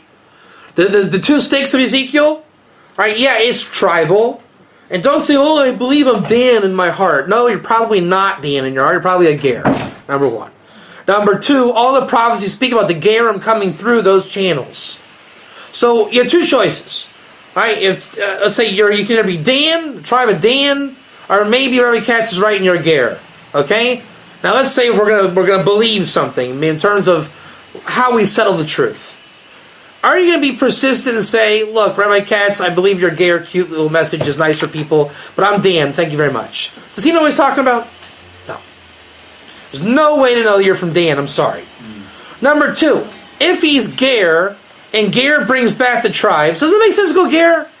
Go ger. If you're Dan and Eliyahu comes, "Hey, Bob, you're actually a Danite." Mazel tov. Okay, your mother's mother remained daughter. Okay, you're the 1 in a million that happened to. But is that even that a victory in a contest? No. Just means that these women refuse to, whatever, it's mazel. I'm a Cohen.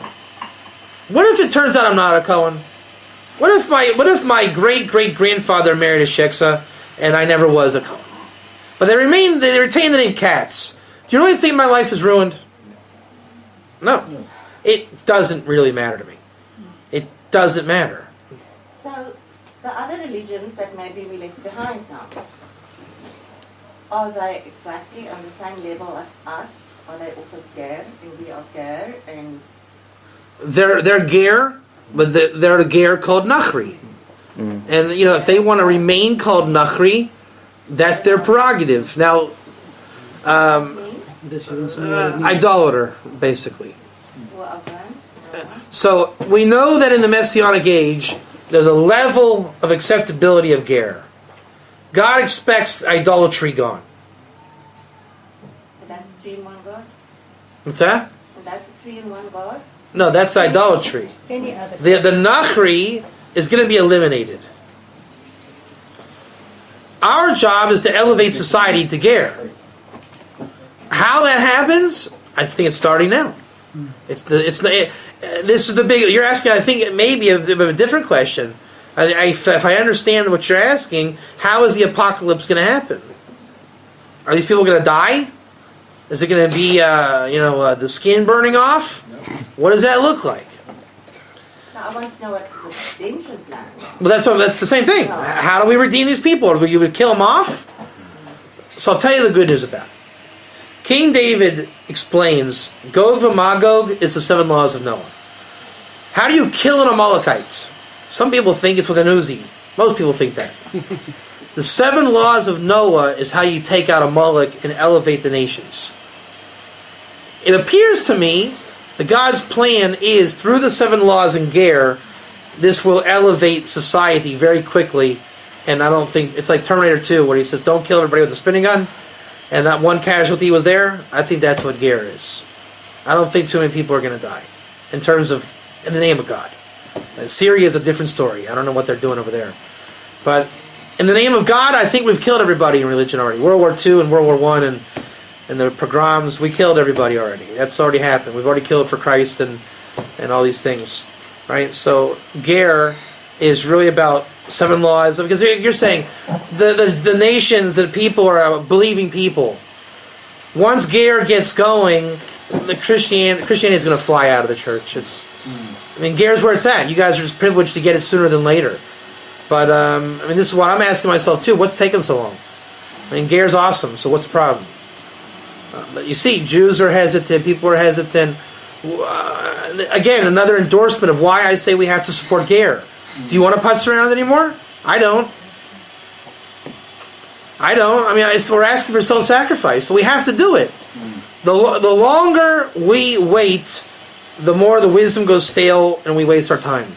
These conferences are nice, but I don't want to come back under these conditions ever again.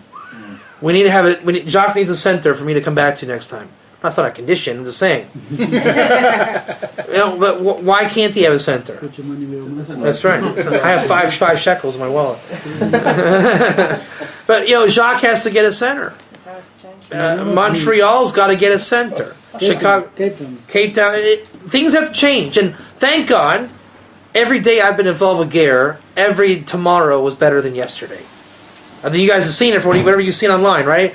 Look, who was I 5 years ago in this message? And again, you see, it's what I maybe started the teachings, but quickly Ross took it for his own, and Russell, and then this Russell and this Jacques and everybody. It's yours. You guys have owned it. This did not exist more than 2 years ago, whatever it was. It didn't exist. Look, we have a book here, and it didn't exist. I guarantee you, after South Africa, things are going to change. I learned that lesson after Texas. You're going to see some real dust storms come through here. Not here, but in the cyber world. You can already feel it, right? It's like, oh yeah, there's things kicking up. And Rabbi Nachman talks about that. That's what we're going to get into, Rabbi Nachman. The metaphysics involved. So for the covenant, again, I think we see what the covenant is, but I don't know if we would have described it in the terms we thought it was going to be in. Right? It's different. So what is it? I'll give it to you. I'll give you this much. You people believe in God. I'm willing to give you that much. Right? You believe in existentialism. You have purpose. You don't have the words. And the answer why you don't have the words, which I'll let that out, because you don't have Torah. God did not give you the Torah by God's design. My job is to give you that Torah so that you then have the articulation, then you bring back the consciousness of the covenant. I'm in the covenant. I teach from the covenant. You grow. Now, what's an engine? We're on. That's the covenant. So let's assume that we've done that much. You left the church because you figured out the articulation. I articulated it. I think we can say amen to that, right? We did that much. So we have the ground roots of the covenant. Agreed? Yeah?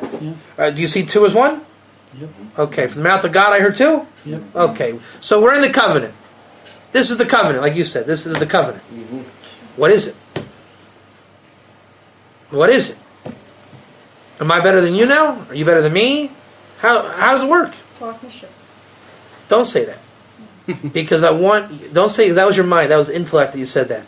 I want you to look at this group and speak from what is revealed here right now.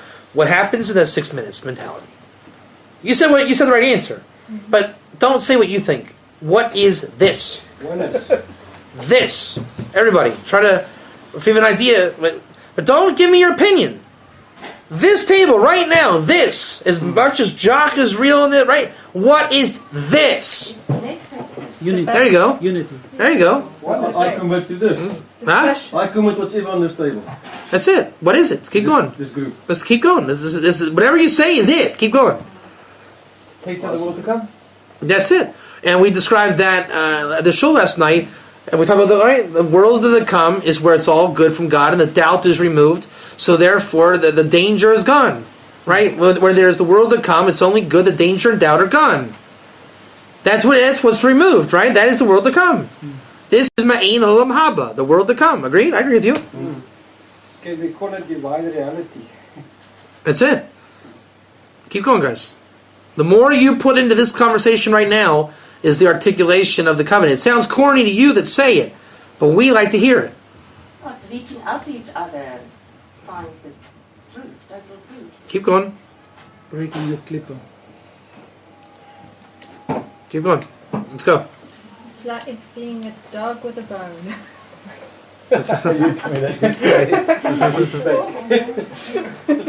Russell.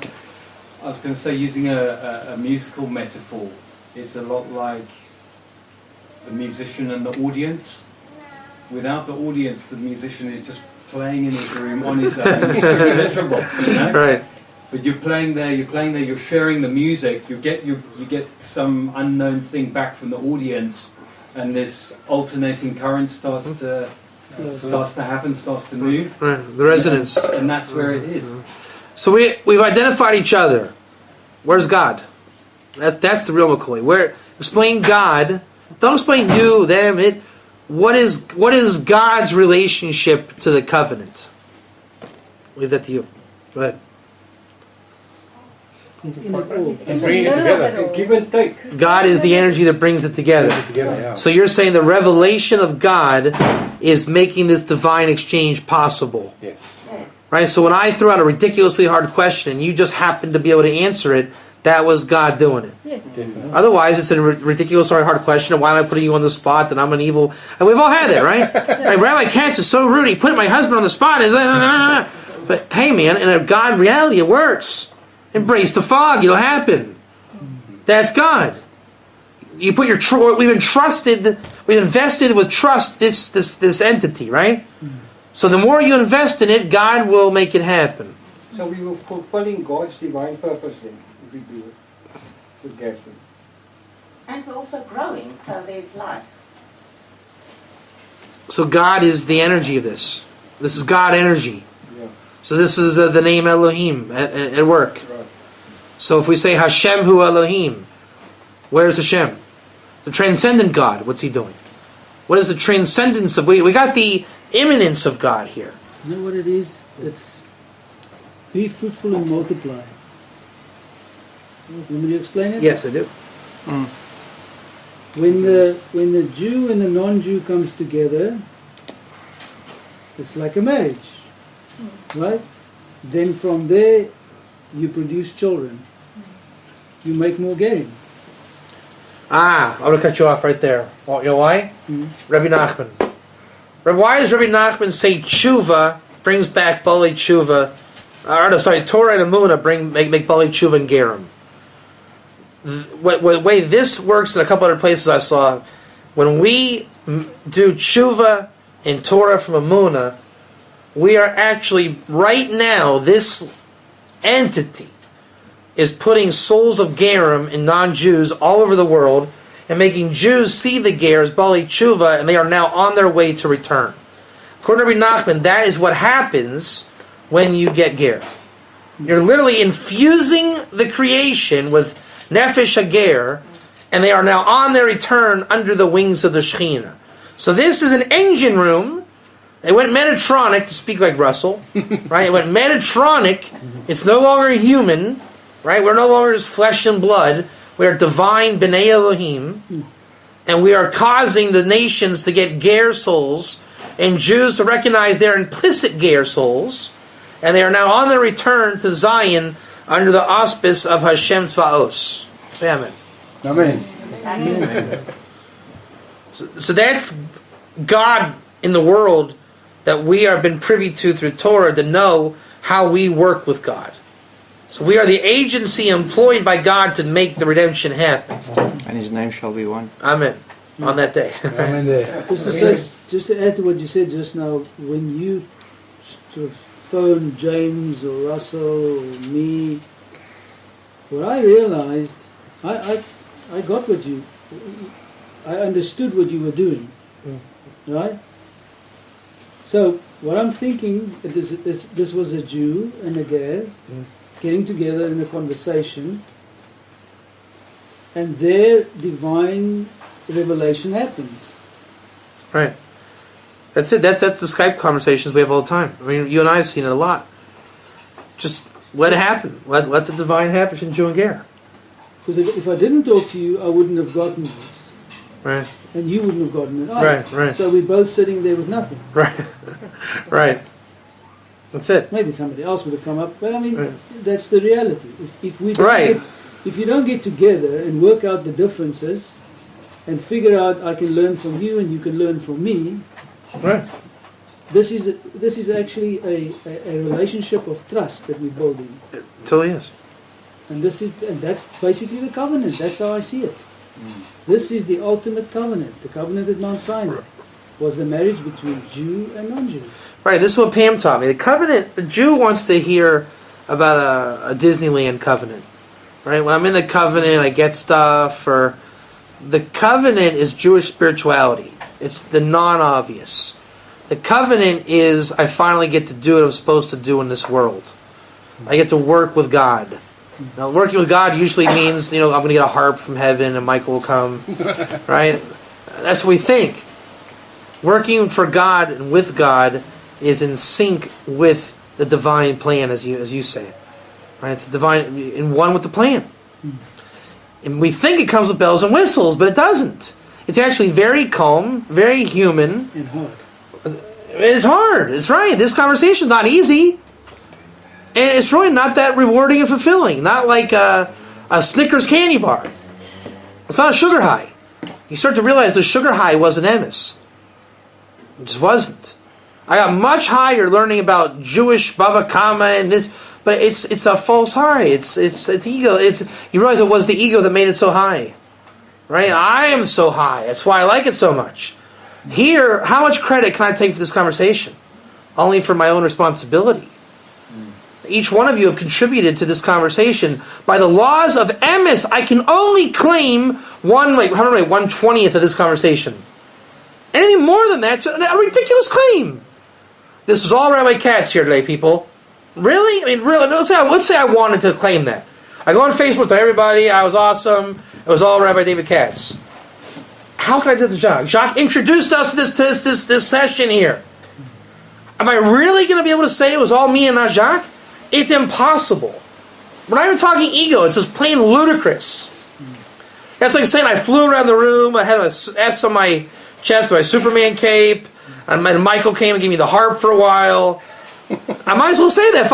If I eliminate you, I should say I have a harp. So when I was in Texas, I realized a Jew living in Israel, what made Texas an amazing experience? There was no way I could live in Texas. I'm not leaving Israel for that. So it's like everything was off limits. There was no possibility of an interaction beyond the ger, right? So it's impossible to take this from you. So imagine that's the covenant. You connect to yourself. You can only have what's yours. So I'm not trying to steal from any of you. And you're not trying to take from me. So now we know the ego's gone. The ego's gone, the Yetzir's gone. The Yetzir's gone, this world's gone. This world's gone, the clip is gone. Clip is gone, religion's gone. Religion's gone, idolatry's gone. All we have is God. And yet we exist. But does anybody actually feel that they exist right now? Probably not. None of this is me, you. So then what is it? The answer is it doesn't matter. It's a question you don't need to answer.